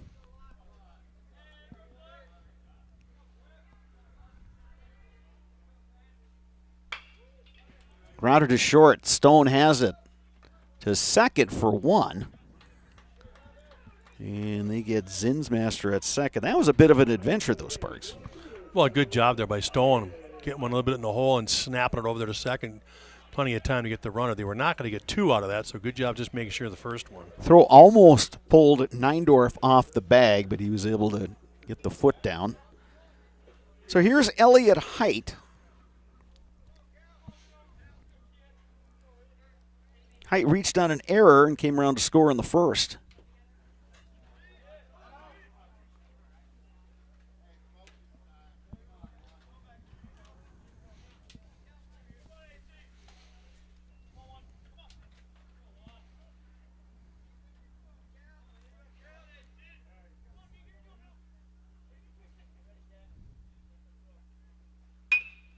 Bouncing ball up the middle. Stone spears it, steps on second, throw. No, it pulled the first baseman off the bag. Good stretch by Jack Larson. Wow, that would have been a web jeb for sure.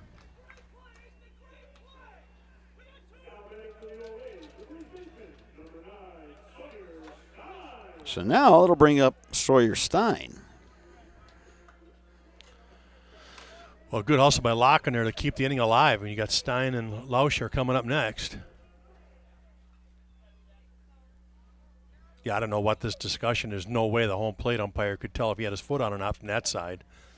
I mean, if the first baseman was stretching towards second base, I could see it.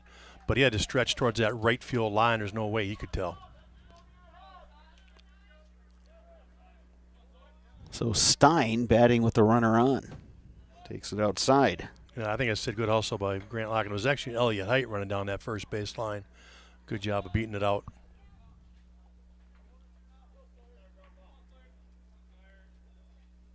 Stein reached in a fielder's choice and scored. Had a base hit the last time, a double, and now he's got a single.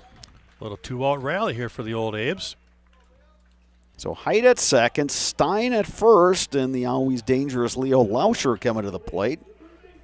Lauscher hit a sacrifice fly in the first for an RBI. Good sign for the old Abes. Like you said, Sawyer Stein with his second hit of the day. Bob, you mentioned it before. He could get heated up in a hurry and do some damage in the late run here in the season. Lauscher has put bat on ball both times. Yeah, he's flowing out both times, one to right and one to center. He's trying to get on top of something here, hit more of a line drive. Wind is calmed down now.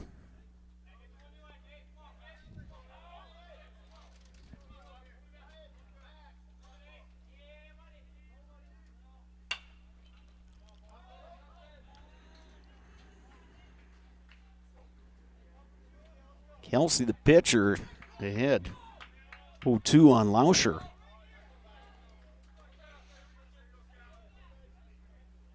Key sequence of this game, Sparks. It is. He needs to make a good 0-2 pitch, something off the plate, something where he can't rocket this thing. Get it off the plate. Hard hit ball. Stone has it. The flip to second in time. And the Abes are retired. 4 complete from Carson Park. Your score remains Rice Lake 5, Eau Claire Memorial 5. You're watching high school baseball on Zaleski Sports. Why work for Staub Construction? Everybody around you is just family. Everybody seems to bond together and get along good, and They, I believe, truly care about their employees. Staub has a great benefits package. Staub is an employee-owned company that puts a large emphasis on work-life balance.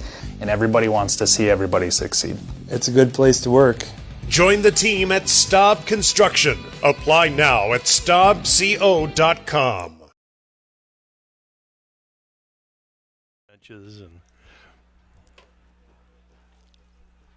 All right, inning number 5 here at Carson Park. We're tied at 5. Eau Claire Memorial and Rice Lake. Warriors are running the first, 4 in the third. Memorial, 3 in the first, 2 in the second. Calvin Kelsey, Brady Musil, Wyatt Kunish, the scheduled hitters, 4, 5, 6 in the Rice Lake lineup. Yeah, the 4th inning was the first inning where nobody scored a run. So maybe these pitchers are going to settle down a little bit.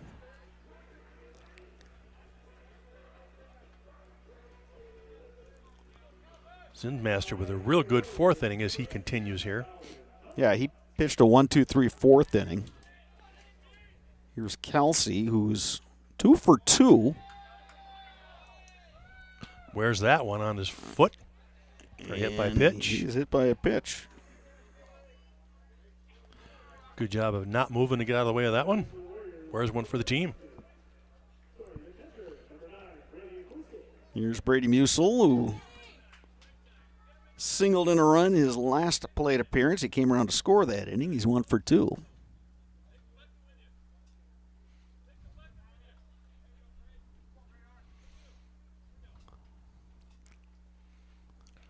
Umpires want the old A players in the dugout rather than standing outside in the field of play. Runner goes. You give Kelsey a stolen base there. He took off. Yeah, he read that right away. That was a great read by Kelsey.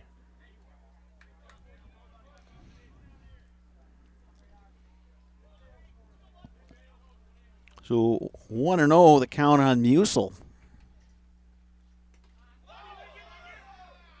Kelsey will move up to third. Go ahead run, just 90 feet away here for the Warriors here in the 5th.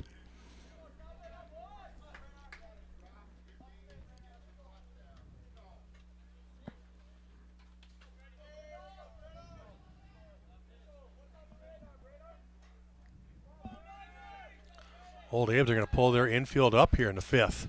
Nobody out, runner on third. Up high to Musil, and it's 3-0.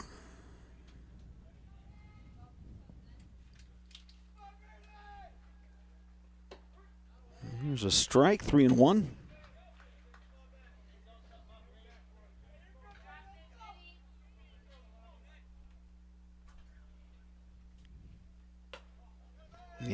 one's outside. It's a walk.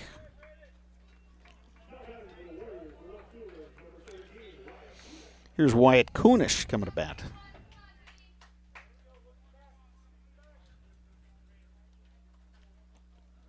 No activity in the Abe's pen. It's the 7th free pass already now for the Old Abes here in this game. We talked about it last Thursday, how much all these free ones hurt between hit by pitch and walks, and it's the 7th one today for the Old Abes.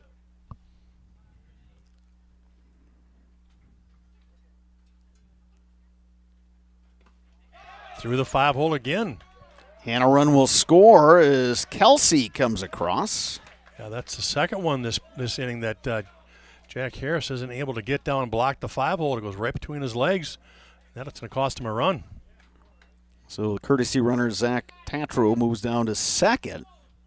1-0 to Kunish. Still nobody out here in the 5th. The Warriors now lead at 6-5.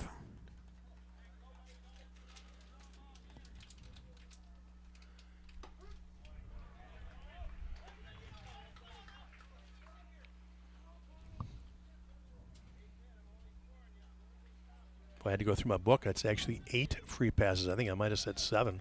Already up to 8. And a couple of wild pitches, too.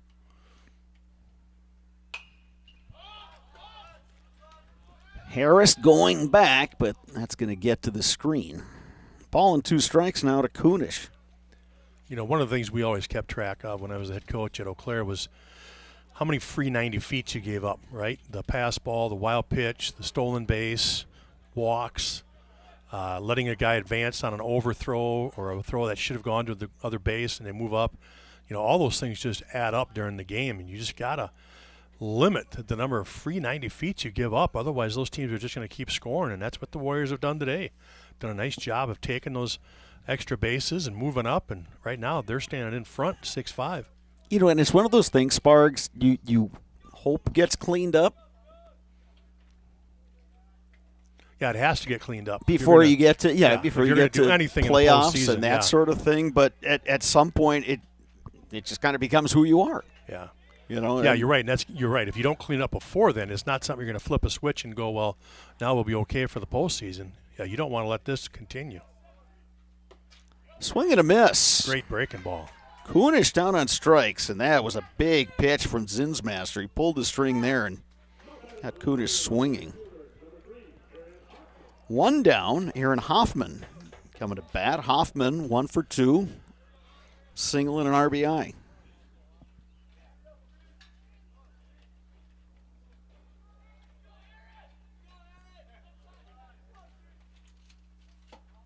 Breaking ball misses upstairs.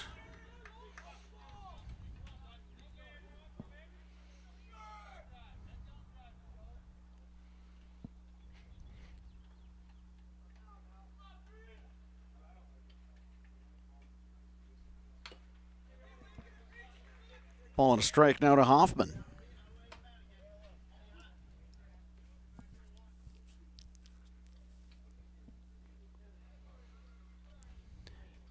Important for the A's to kind of keep this deficit right where it is. Absolutely, right. You're only down 1 now. It's 6-5. So you got to find a way for Zinmaster to shut the door.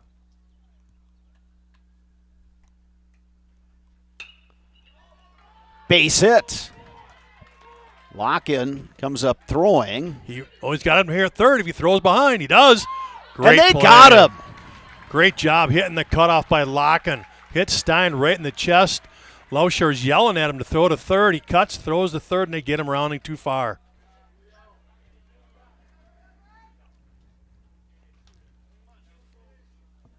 So Hoffman aboard at first, but with 2 outs. 8-3-5. Yeah, good execution. Good execution by the Old Abes right there.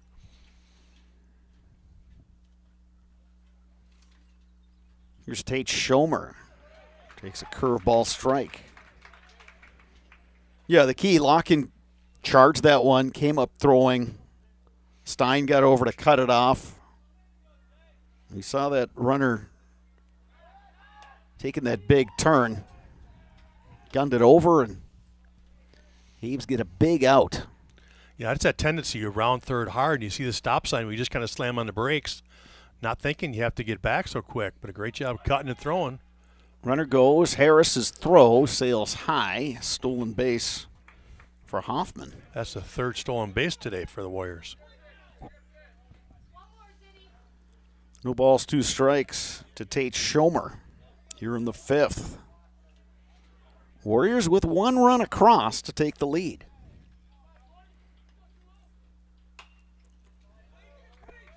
Schomer stays alive.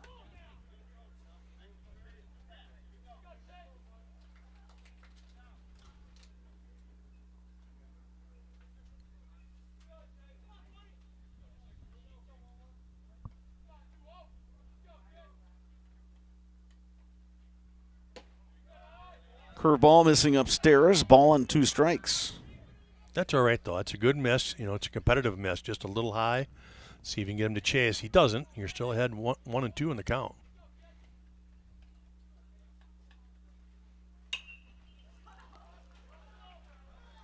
And that pop-up tracked down by Sawyer Stein. A tougher play than it looked, Sparks. Again, over on the right side there, and you're looking into that sun. Stein wearing the sunglasses.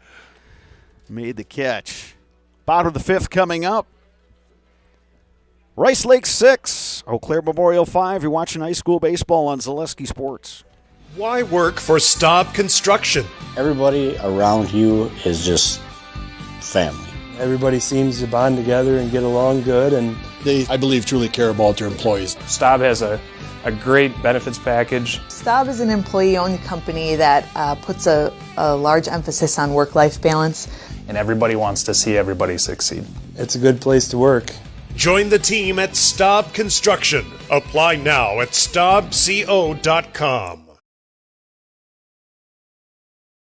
You're tuned in to Better Halves. Mike, what are you looking for? Skip, I'm not getting older. I'm getting better. I still got big plans for my life and my Medicare. I know exactly what you want from Medicare. Same as all the other guys. Me! Hey, Mike, I'm Sheila from Security, and I'm just like you. In fact, I'm from your neighborhood, and I've got a Medicare plan that treats you like you. Did it just get better in here?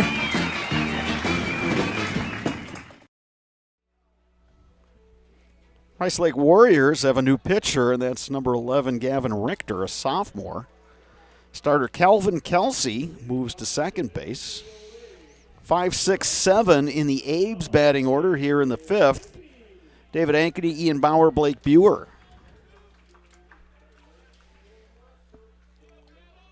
Old Abe's looking to answer for that run they gave up on the top of the 5th. And Kelsey, the starter, exits knowing he's with a chance for a win. win. He can get the win, absolutely. but he won't get the loss. Big swing and a miss by Ankeny, comes up empty. Yeah, the old Abe scored all 5 runs just on those first 2 innings, and then he actually settled down and got nothing, let him, nothing across in the 3rd and the 4th.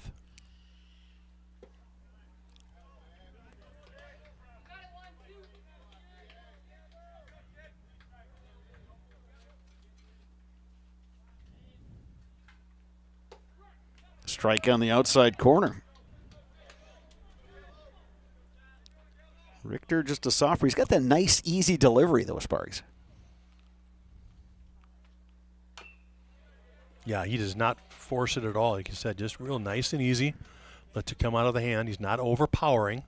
So, again, he's trying to locate.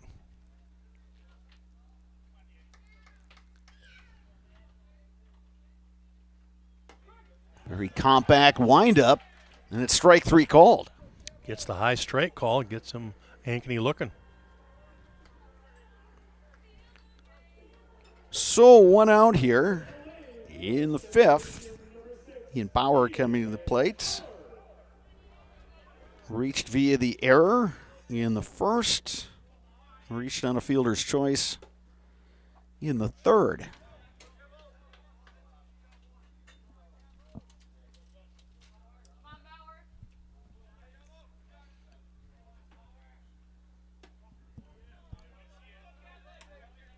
Breaking ball missing outside. It's 2-0 now to Bauer.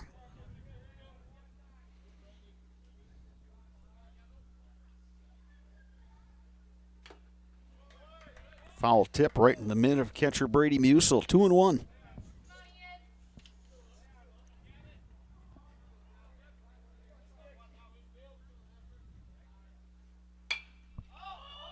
This might stay in play. Long run for the third baseman, Lucas Rue. He couldn't quite catch up. Yeah, it did stay in play, but you're right. He had a long way to go. He had no chance for that one. Yeah, with the lefty hitter, that ball's just going to keep slicing away from you, slicing away from you. But good job by Richter to get back on the count. 2-2 now.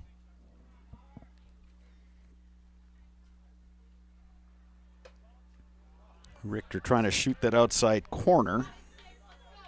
3 balls, 2 strikes now to Ian Bauer.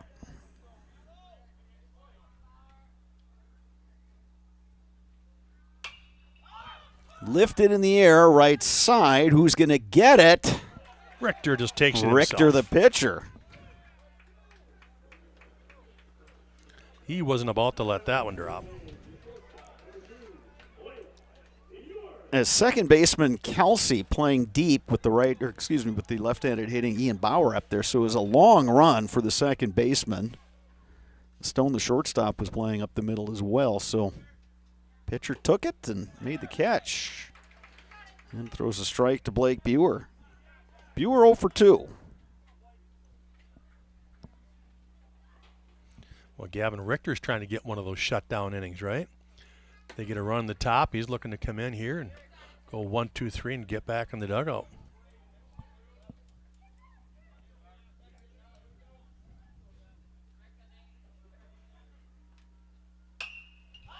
Another pop-up on the infield.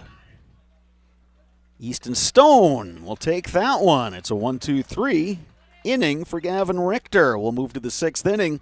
When we return, you're watching high school baseball on Zaleski Sports. Culligan Water delivers. From your first call, to your first sip, to your first soak. Culligan, give us a tap. The only water that comes with a van.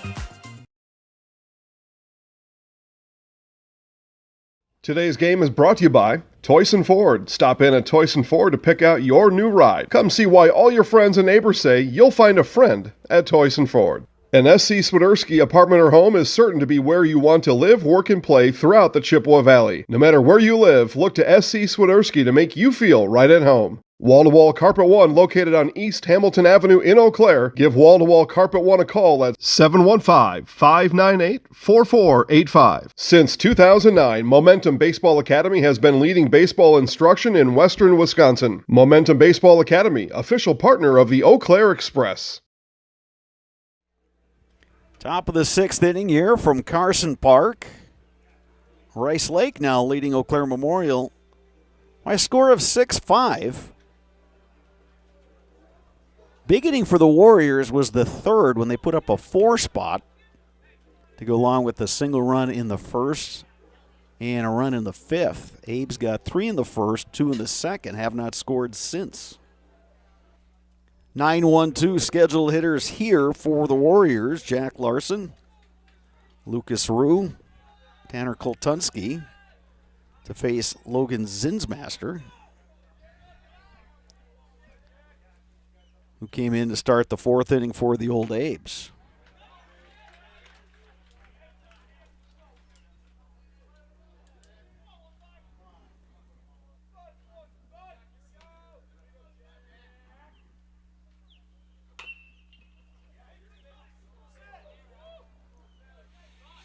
Jack Larson, one of those sophomores that the Rice Lake Warriors have in this lineup. They've only got 4 seniors on this roster, but a lot of sophomores. And if you look at their JV team, they just got a ton of freshmen. So real young groups. Poked to the right side, but foul. Sawyer Stein gave it an effort.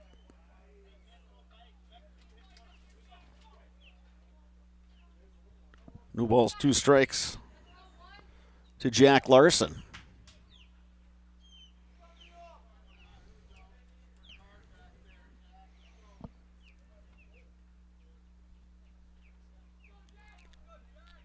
And some shadows on the infield as the sun sets to our west. take from Larson there, and a pitch was pretty close. Ball and 2 strikes. Bouncing ball, scooped by Lauscher. And Larson is aboard. Yeah, Lauscher threw that one in the dirt. Stein unable to pick it. So back to the top of the order, and Lucas Rue.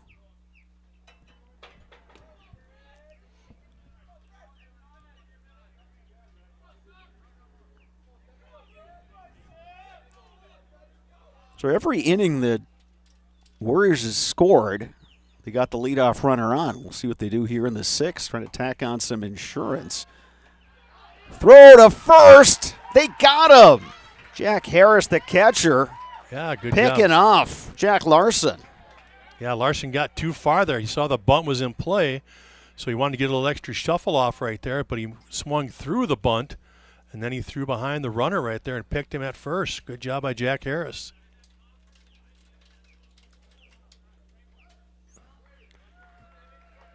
And it's strike 1 to Lucas Rue. Yeah, he was just wondering if he offered at that bunt, and he certainly did. Just went right through it.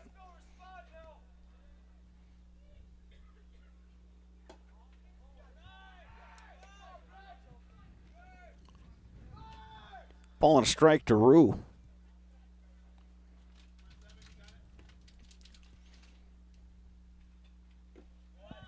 Sparks, I'm guessing as a coach, you try to spend a fair amount of time on base running, but you always think you could spend a lot more because it's such a subtle part of the game, but boy, is it important.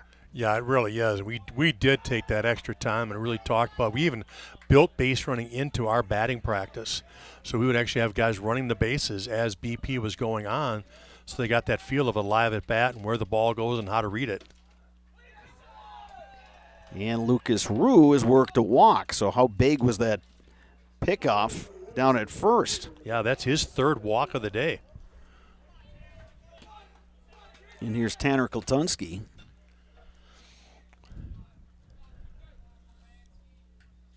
Abe's looking for the ground ball here. Kultunski 0 for 2 officially, walked and scored in the 3rd. Zinsmaster delivers outside.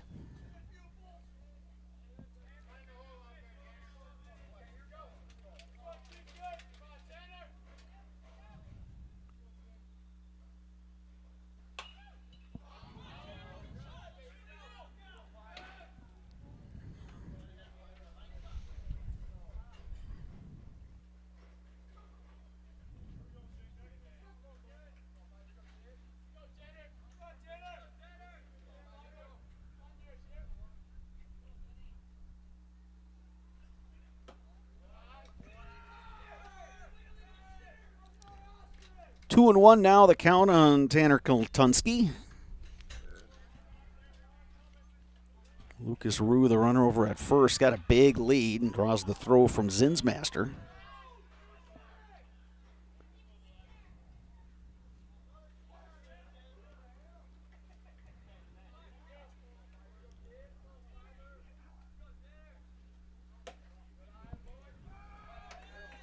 Three balls and a strike.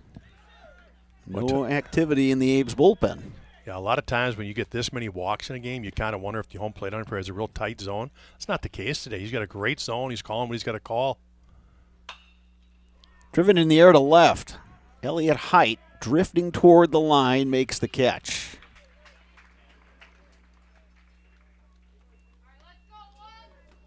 So back to the home plate umpire. He's done a really nice job calling the game today. It's not been tight at all. These pitches have just been off the plate and just a lot of walks, free passes today. So here's Easton Stone. 0 for 1 officially. Zinsmaster able to strike him out in the 4th. Delivers ball 1 here. Be nice for the old Abes to get this out right here, get Stone to be the 3rd out. Then you don't have to deal with the top of the order in the 7th.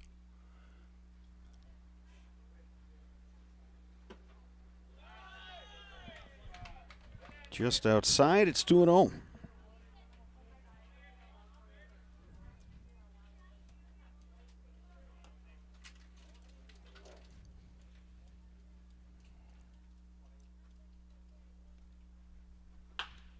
Hard hit ball down the line. Fair. That's going to roll in the corner. Rue will be held at third. Double for Easton Stone.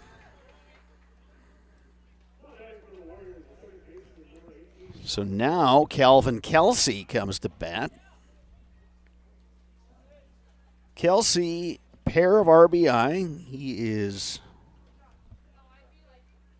2 for 2. 2 runs scored. Yeah, this is the guy they want in this position. You're a 4-hole hitter with guys on second and third.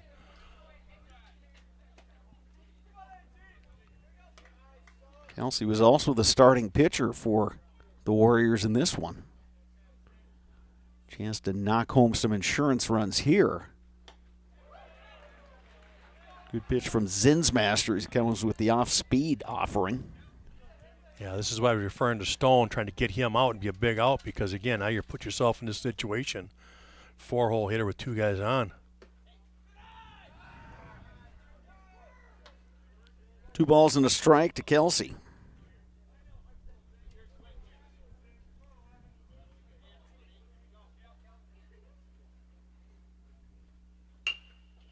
Bouncer up the middle. Tough play. Bauer. No play anywhere. Lucas Rue able to score. I think you got to score that as a base hit, don't you, Bob? Slow roll I up would, the middle, yeah, tough I would play. give that a hit. That's, even if he makes that play, you're gonna have a tough time getting the out. 7-5 Warriors in the lead. And here's Brady Musil with runners at the corners.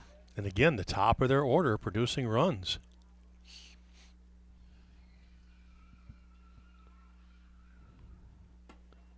Another RBI for Kelsey. By my count, that's his 3rd run batted in today.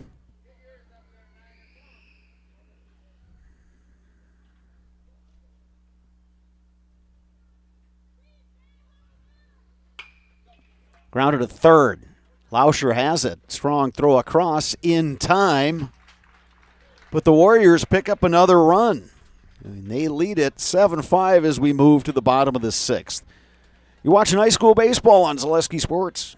Asher Laston Exteriors is committed to craftsmanship, innovation, and outstanding customer service as Western Wisconsin's trusted gutter and gutter helmet experts. Our highly trained certified technicians can install gutter helmet onto new or existing gutters. Gutter helmet blends in beautifully with your home, can withstand the heaviest of rainfalls, and is backed by a lifetime transferable warranty. Save up to 20% with zero down and no interest or payments for up to 18 months with seamless gutters and gutter helmet. Brought to you by Asher Laston Exteriors. Fleet Farm has everything you need for every season of life. From tending the vegetable garden season to planting 100 acres of crops season. Fleet Farm is your one-stop shop. Whether it's strawberry jam season, cook your walleye season, or his first set of wheels season. Fleet Farm is built for every season. Fleet Farm, built for real life.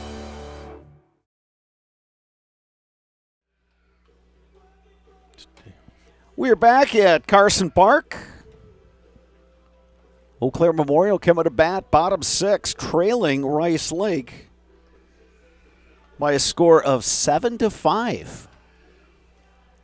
Warriors tied it with 4 runs in the 3rd, and then they've tacked on single runs in the 5th and the 6th. So if you're the Abes, boy, you're getting to that time where getting a little late here.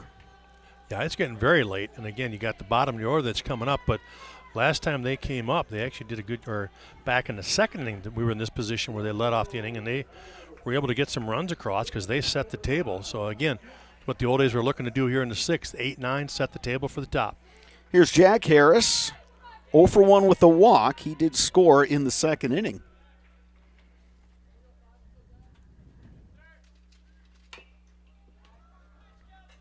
You been watching the NHL playoffs, Sparks? I have not. Okay. Too much baseball on at night. Yeah, there is. I can tell you that Eau Claire native Jake McCabe has scored a goal tonight. Maple Leafs leading Boston Bruins 1-0. Trying to keep that series going. Caber's had a great career, hasn't he? Yeah, he really has.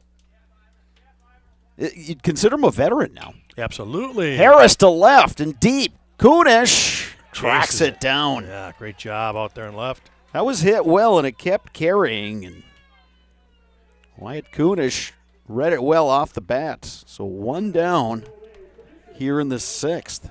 All right, the big question of the day, Bob. Okay. Can Logan Zinmaster have an at-bat without getting hit? Oh, boy. Yeah, he's been plunked twice. In the helmet twice. Yes. This is his first at-bat against the reliever Gavin Richter.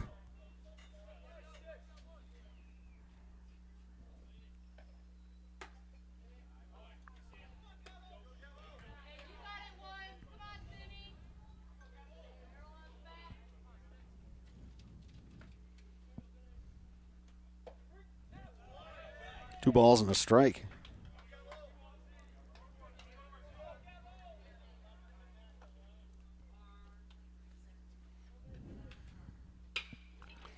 Base hit. Well, there you go. He gets a chance to finally swing it. Base knock. Boy, and credit to Zinsmaster, because I'll say this. You get plunked twice, let alone get plunked twice in the head. Yeah, you come up for the third time, I don't know, you might not want to really dig in, especially against a righty, but credit to Zinsmaster for hanging in there and just taking that pitch, putting it between the shortstop and the third baseman. So the Abes have a runaround with 1 out back to the top of the order. Grant Locken. Yeah, no better feeling right there for Logan Zinsmaster, too, just to finally get a good hack and put a base knock on the board for you after those first two. Get a little revenge there.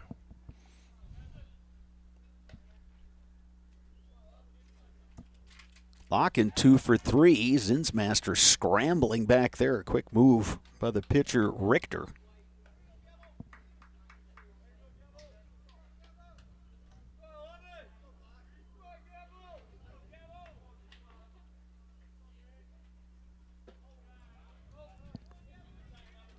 Two and 0 now to Locken.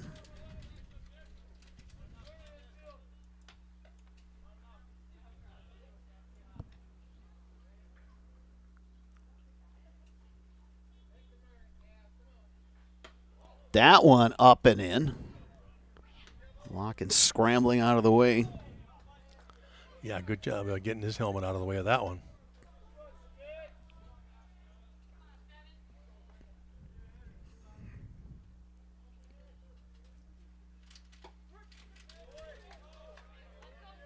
Three and 1 to Locken. Yeah, Locken taking all the way in that 3-0 count. Again, good decision right there. You need base runners. Outside. And the Abes have a pair of runners on with 1 out. And Elliott Height coming to the bat. Yeah, important time here for the old Abes. You've got 2, 3, 4 coming up. Now you're down 2. Couple of ducks on the pond, as they say. And with that, the Warriors are going to talk about it. Steve Fisher makes the walk to the mound. Not making the pitching change, but this is to set the defense and a little pep talk for the pitcher.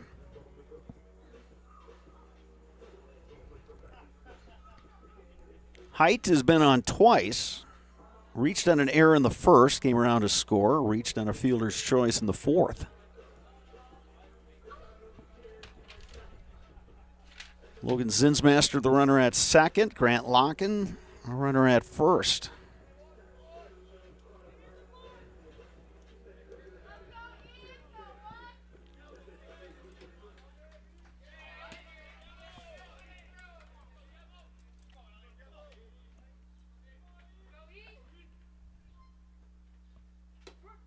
Height takes a strike.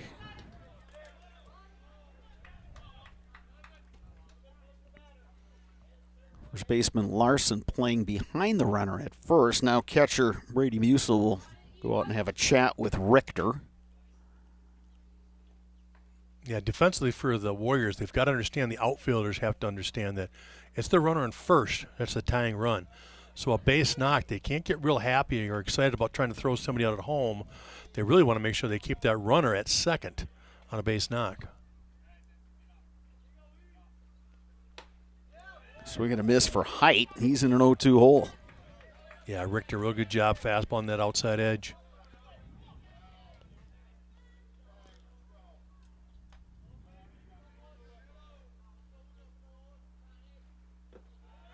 Height takes low, 1-2. Yeah, if Height can get that outside fastball and just go with it, he's got a big hole on that left side.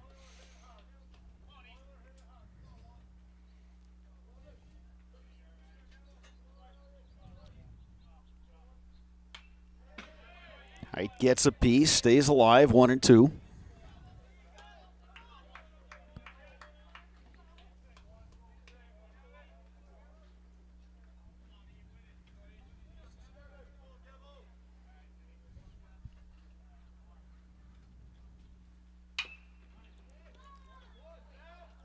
That one goes foul, and everybody will retreat to their bases. Count remains 1-2.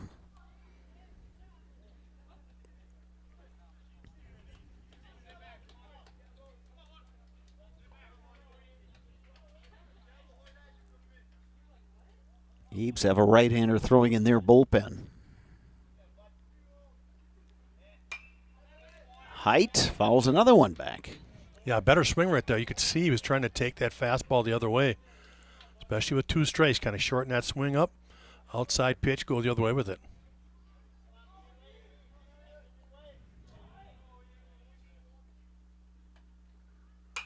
Height. Off the first Off the glove of Larson. They put up the stop sign for Logan Zinsmaster, and with one out, the A's have the bases loaded. Sawyer Stein coming to the plate.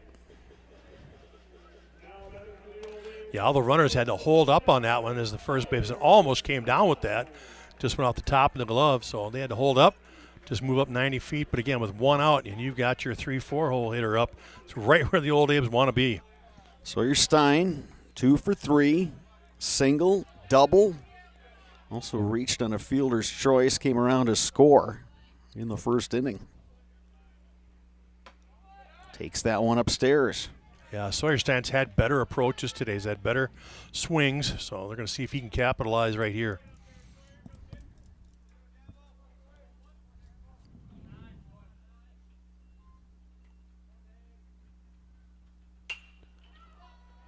Stein to right. Hoffman settles under it, makes the catch. Zinsmaster tags and scores. Sack fly gets him one.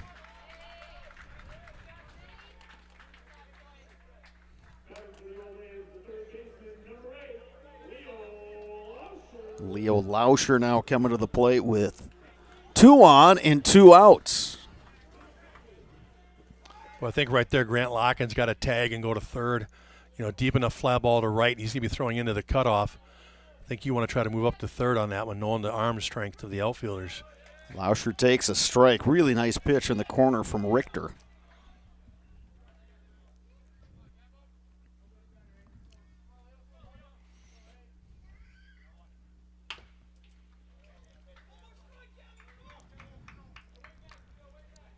And Richter now ahead in the count, 0-2. Lauscher looking for a pitch he can drive. Yeah, he's hitless today, so he is due. Runner goes. And it's a double steal for the A's. Yeah, I think Larkin, that was just a straight steal from him, and Elliott kind of on the backside of that, saw that throw go down, and he just took advantage of that throw and moved up. I don't think it was a double steal at all. So a chance for the A's. Lauscher wouldn't offer at that one. Count is even, 2-2. 2 balls, 2 strikes, 2 outs. Coach Kaufman being aggressive there, taking that steal with 2 outs, and Lauscher at the plate. Oh, Lauscher to right center. Long run for the outfielders, and it's the center fielder, Tanner Kultunski, who runs it down. A's get a run across, but they leave a pair in scoring position. We move to the 7th inning. Warriors leading the Old A's 7-6. You're watching high school baseball on Zaleski Sports. Why work for Staub Construction? Everybody around you is just family. Everybody seems to bond together and get along good, and They, I believe, truly care about their employees. Staub has a great benefits package. Staub is an employee-owned company that puts a large emphasis on work-life balance. And everybody wants to see everybody succeed. it's a good place to work. Join the team at Staub Construction. Apply now at staubco.com. You're tuned in to Better Halves. Mike, what are you looking for? Skip, I'm not getting older. I'm getting better. I still got big plans for my life and my Medicare. I know exactly what you want from Medicare. Same as all the other guys. Me! Hey, Mike, I'm Sheila from Security, and I'm just like you. In fact, I'm from your neighborhood, and I've got a Medicare plan that treats you like you. Did it just get better in here?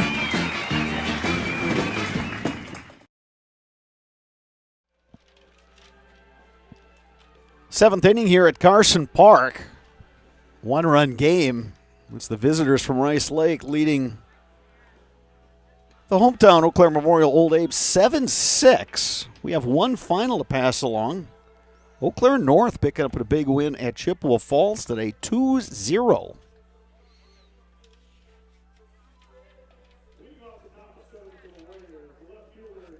Yeah, big win right there for the Huskies. Keeps them in the race. Yeah, they're now 5-2. Chippewa yeah. drops to 4-3 in the conference. Currently, River only has the one loss. But again, they've got a twin bill this week with Hudson. 6-7-8 for the Warriors. Wyatt Kunish, Aaron Hoffman, Tate Schomer to face the righty Logan Zinsmaster, and it's Kunish coming through with a base hit.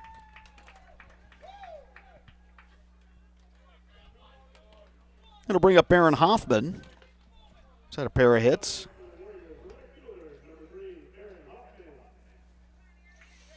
Yeah, the Warriors looking to tack a run on here. It gives them a little insurance run. So I'd imagine Hoffman will be turning on squaring on this one.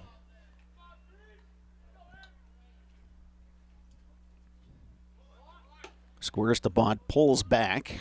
They're going to say he offered. New balls and a strike to Hoffman.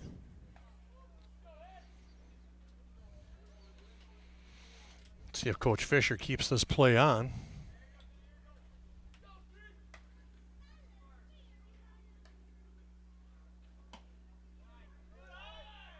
Just off the corner, 2-0. Actually, should be 1-1. I'm looking at the scoreboard and not my own book, which.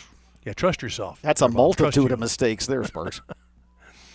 I would much rather trust your book. Well. Oh, good breaking ball right there from Zinsmaster. Gets ahead 1-2.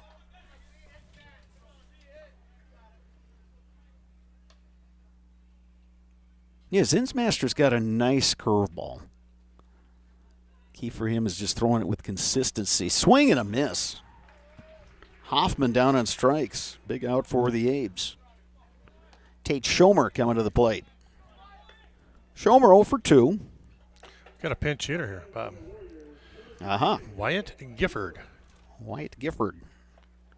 Batting for Schomer, who was 0 for 2.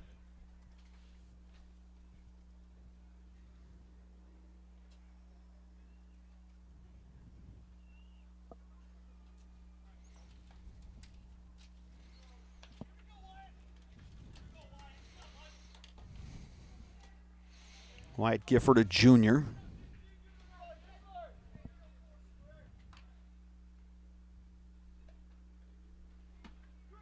Curveball catches the inside corner.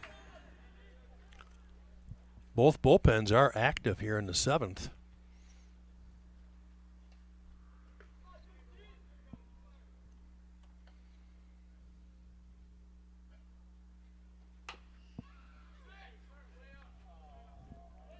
Zinsmaster ahead in the count now, 0-2 to the pinch hitter Wyatt Gifford.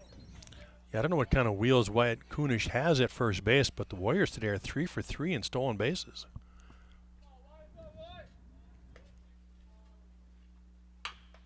Bouncing ball. Lauscher has it to second for one. Relay in time. Pretty double play for the Old Abes. 5-4-3 double play. Bottom of the seventh coming up. Abe's trail by a run. You're watching high school baseball on Zaleski Sports. Culligan Water delivers. From your first call, to your first sip, to your first soak. Culligan, give us a tap. The only water that comes with a van. Today's game is brought to you by Toyson Ford. Stop in at Toyson Ford to pick out your new ride. Come see why all your friends and neighbors say you'll find a friend at Toyson Ford. An SC Swiderski apartment or home is certain to be where you want to live, work, and play throughout the Chippewa Valley. No matter where you live, look to SC Swiderski to make you feel right at home. Wall-to-Wall Carpet One, located on East Hamilton Avenue in Eau Claire. Give Wall-to-Wall Carpet One a call at 715-598-4485. Since 2009, Momentum Baseball Academy has been leading baseball instruction in western Wisconsin. Momentum Baseball Academy, official partner of the Eau Claire Express. Rice Lake leading Eau Claire Memorial by a run, and Easton Stone, their ace, has moved in from shortstop to take over duties on the mound. So Warriors looking to pick up a win here. Trying to close it out. Lucas Rue will move over to shortstop.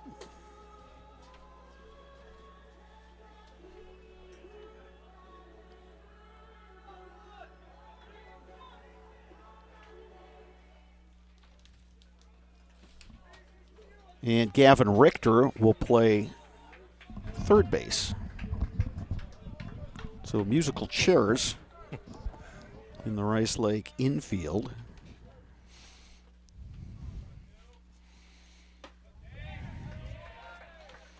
David Ankeny takes a ball.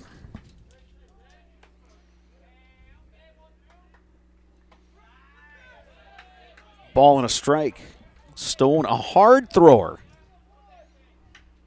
on his way to play college baseball at Minnesota State Mankato. Yeah, Warriors pushing all their cards in right here, letting Stone pitch the seventh, try to get this W. Hopefully keeping his pitch count down so he can turn around and throw Thursday. Ankeny gets a piece. It's 2-2. You know, looking at Stone throwing in the mound, he kind of reminds me of Jack Brown, the former Eau Claire Memorial righty that also went to Minnesota State. Yeah, that's a good call, because I had Jack with me when he was a sophomore. He did some pitching as just a sophomore for me on varsity, and you're right, same stature, kind of that strong build, hard thrower. Yeah, Jack Brown pitched a couple of seasons for the Eau Claire Express. Ankeny getting a piece. Boy, you really have to get back in the box and be ready to swing quickly. The Stone throws hard. And he gets the strikeout of Ankeny. And now it's Ian Bauer. Yeah, really Stone, he could pitch in the seventh here. It's kind of like a bullpen session for him before he starts on Thursday. You know, a lot of guys will do that 2 days ahead. And really, this just turns around as like a session, because he's not going to throw anywhere the pitches he has to worry about for 1 day's rest.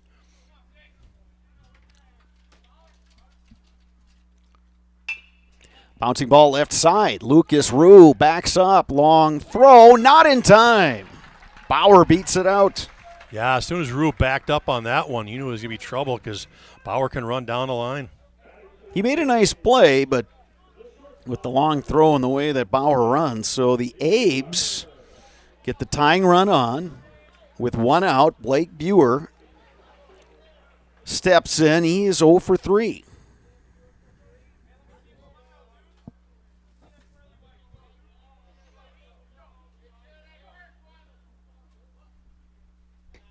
And that one gets away. Bauer will move down to second. Old Abe's giving themselves a chance. Infield single, pass ball, or wild pitch, however you want to score that one. But now they've got a runner in scoring position, down just one.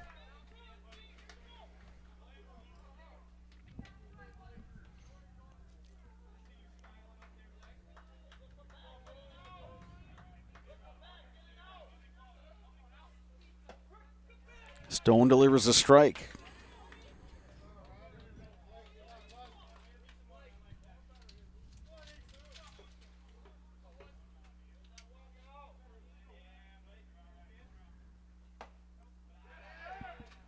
Good take from Buer. It's 2-1. Buer can get a base knock through the infield. Anything to that outfield should score that tying run.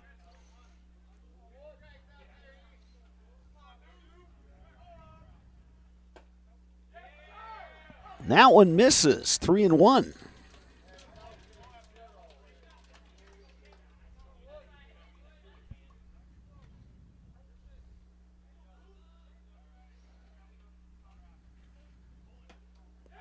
And it's a walk. Buer is aboard. He represents the winning run. Jack Harris, 0 for 2 officially, walked and scored in the second.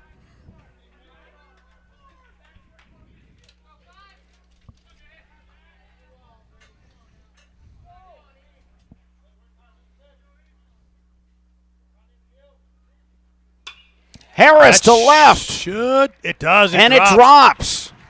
Oh, he's going to send him. They will send the runner. Play at the plate. Safe. Wow. Big knock right there. Jack Harris coming through. Ian Bauer scores the tying run. Well, we've seen Kyle Kaufman, the head coach, when he's over at third, very aggressive. He sent Bauer, who's got good wheels. Yeah, and now Logan Zinsmaster comes to the plate. I'll tell you what, Bauer even had to hold up a little bit. He wasn't sure if that was going to drop in front of him or not, so he kind of just gave a shuffle. He wasn't taking off right away. It's like you said, very aggressive from Coach Kaufman. But it pays off for the old A's. Zinsmaster takes a strike from Stone. Again, just one out here in the bottom of the seventh, tie game.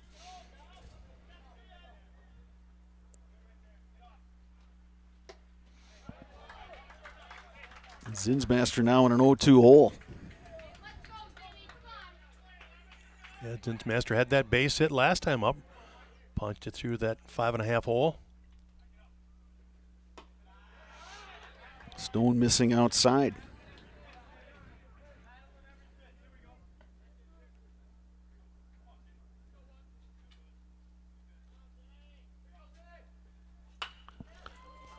Deep to left. Good carry on Going this. back is Kunish.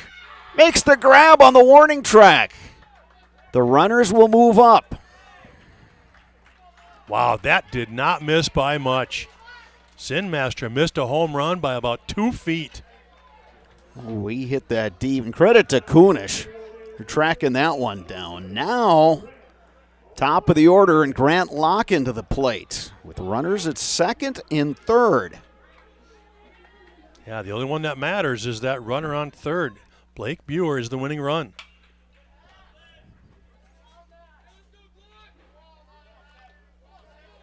Yeah, and anything that gets past the catcher, you can expect Buer to be on his horse.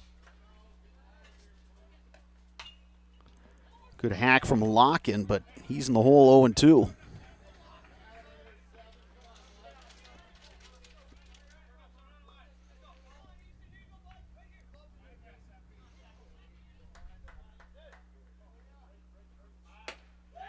Upstairs, 1-2.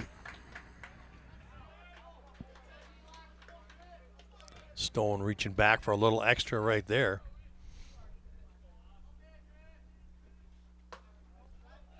Went with the breaking ball there.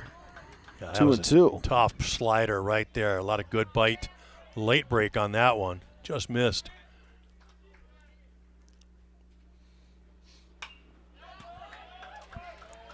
Locken fights that one off. 2 balls, 2 strikes, 2 outs, 2 on, but it's the runner at third who's the important one. Blake Buer at third. Bouncing ball left side, and it's a high hop.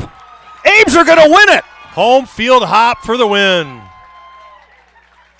Blake Buer scores. Grant Locken, a bad hop single.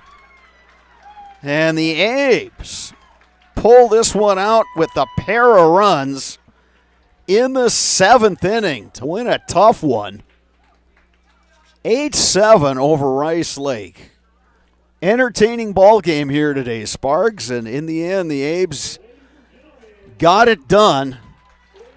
in the 7th inning. Yeah, kudos to the old Abes. They're facing one of the best pitchers in the conference, and they just found a way to grind out at bats, put the ball in play, and good things can happen, like that crazy hop right there over the shortstop's head.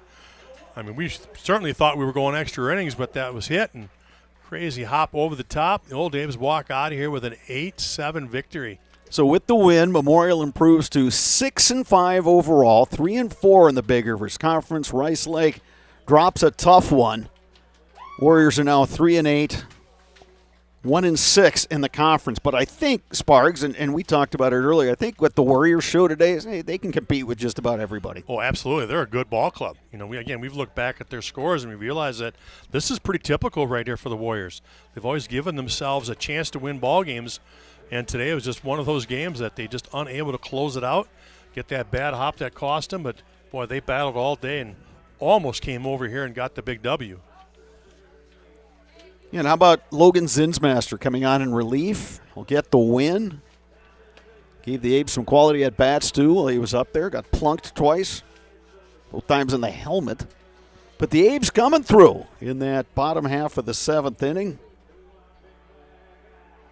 And they're going to win it by a score of 8-7.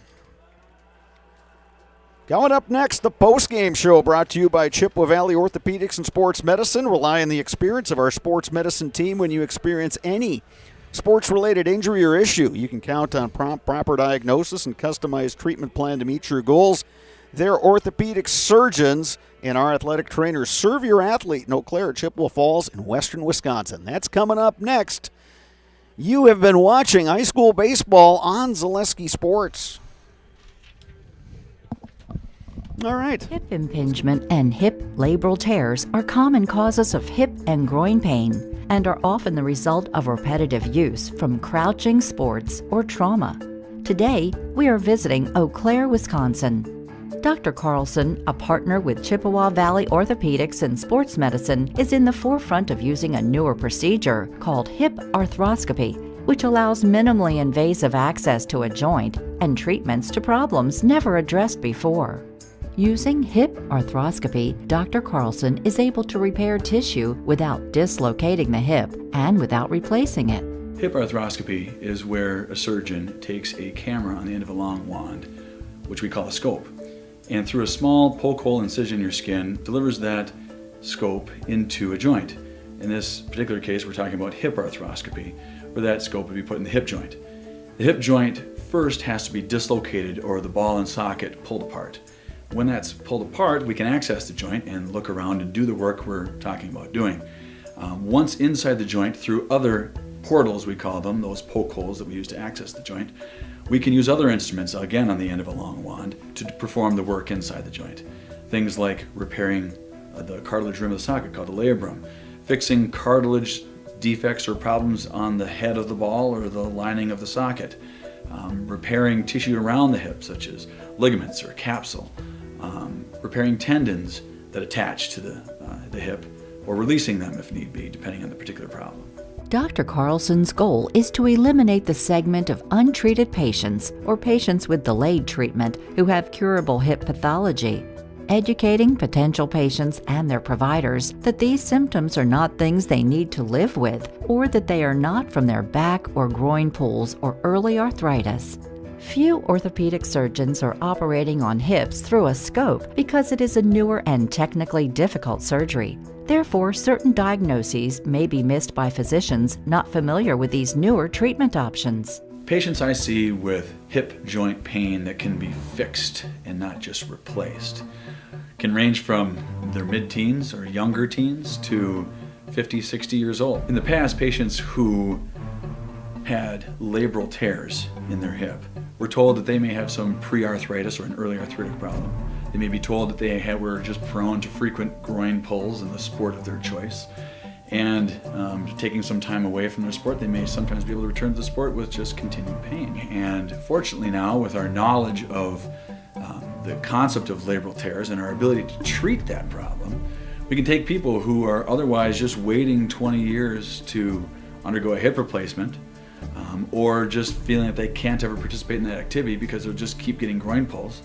We can take that person, we can make them better, we can fix their problem, we can bring them back to their sport, and allow them to continue to develop as an athlete or as a worker or whatever particular activity they're trying to do where that hip was affecting them. Chippewa Valley Orthopedics and Sports Medicine has been committed to the healthcare needs of patients in western Wisconsin for over 45 years. Their success and reputation as an outstanding orthopedic clinic can be attributed to the teamwork of their friendly, knowledgeable physicians and staff. Here at Chippewa Valley Orthopedics and Sports Medicine, we have 12 partners, orthopedics, neurosurgery, non-operative spine, and foot and ankle. We really pride ourselves in listening closely to the patients and hearing what they're saying, spending a lot of time engaging in the conversation of what is really bothering that person.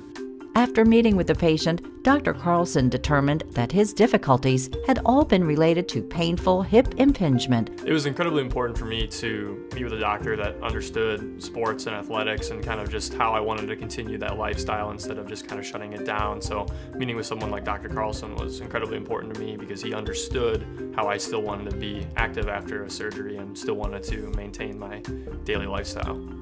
While visiting with Dr. Carlson, we learned that he grew up skiing and continues to ski competitively across the country and also enjoys hunting, fishing, and hiking. He is passionate that his patients' goals are his goals. Whether it is getting them back to playing with their kids, working aggressively, or competing in sports, his patients are more active and enjoy their lives.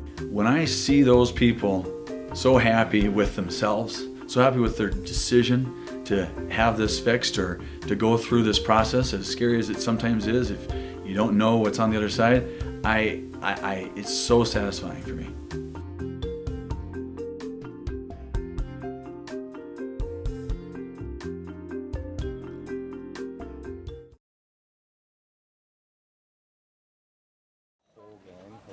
All right, Bob Radovich back with you at Carson Park. Eau Claire Memorial, a two-run rally, bottom of the seventh inning to defeat Rice Lake 8-7. Two guys who are in the middle of it, Jack Harris, Grant Locken.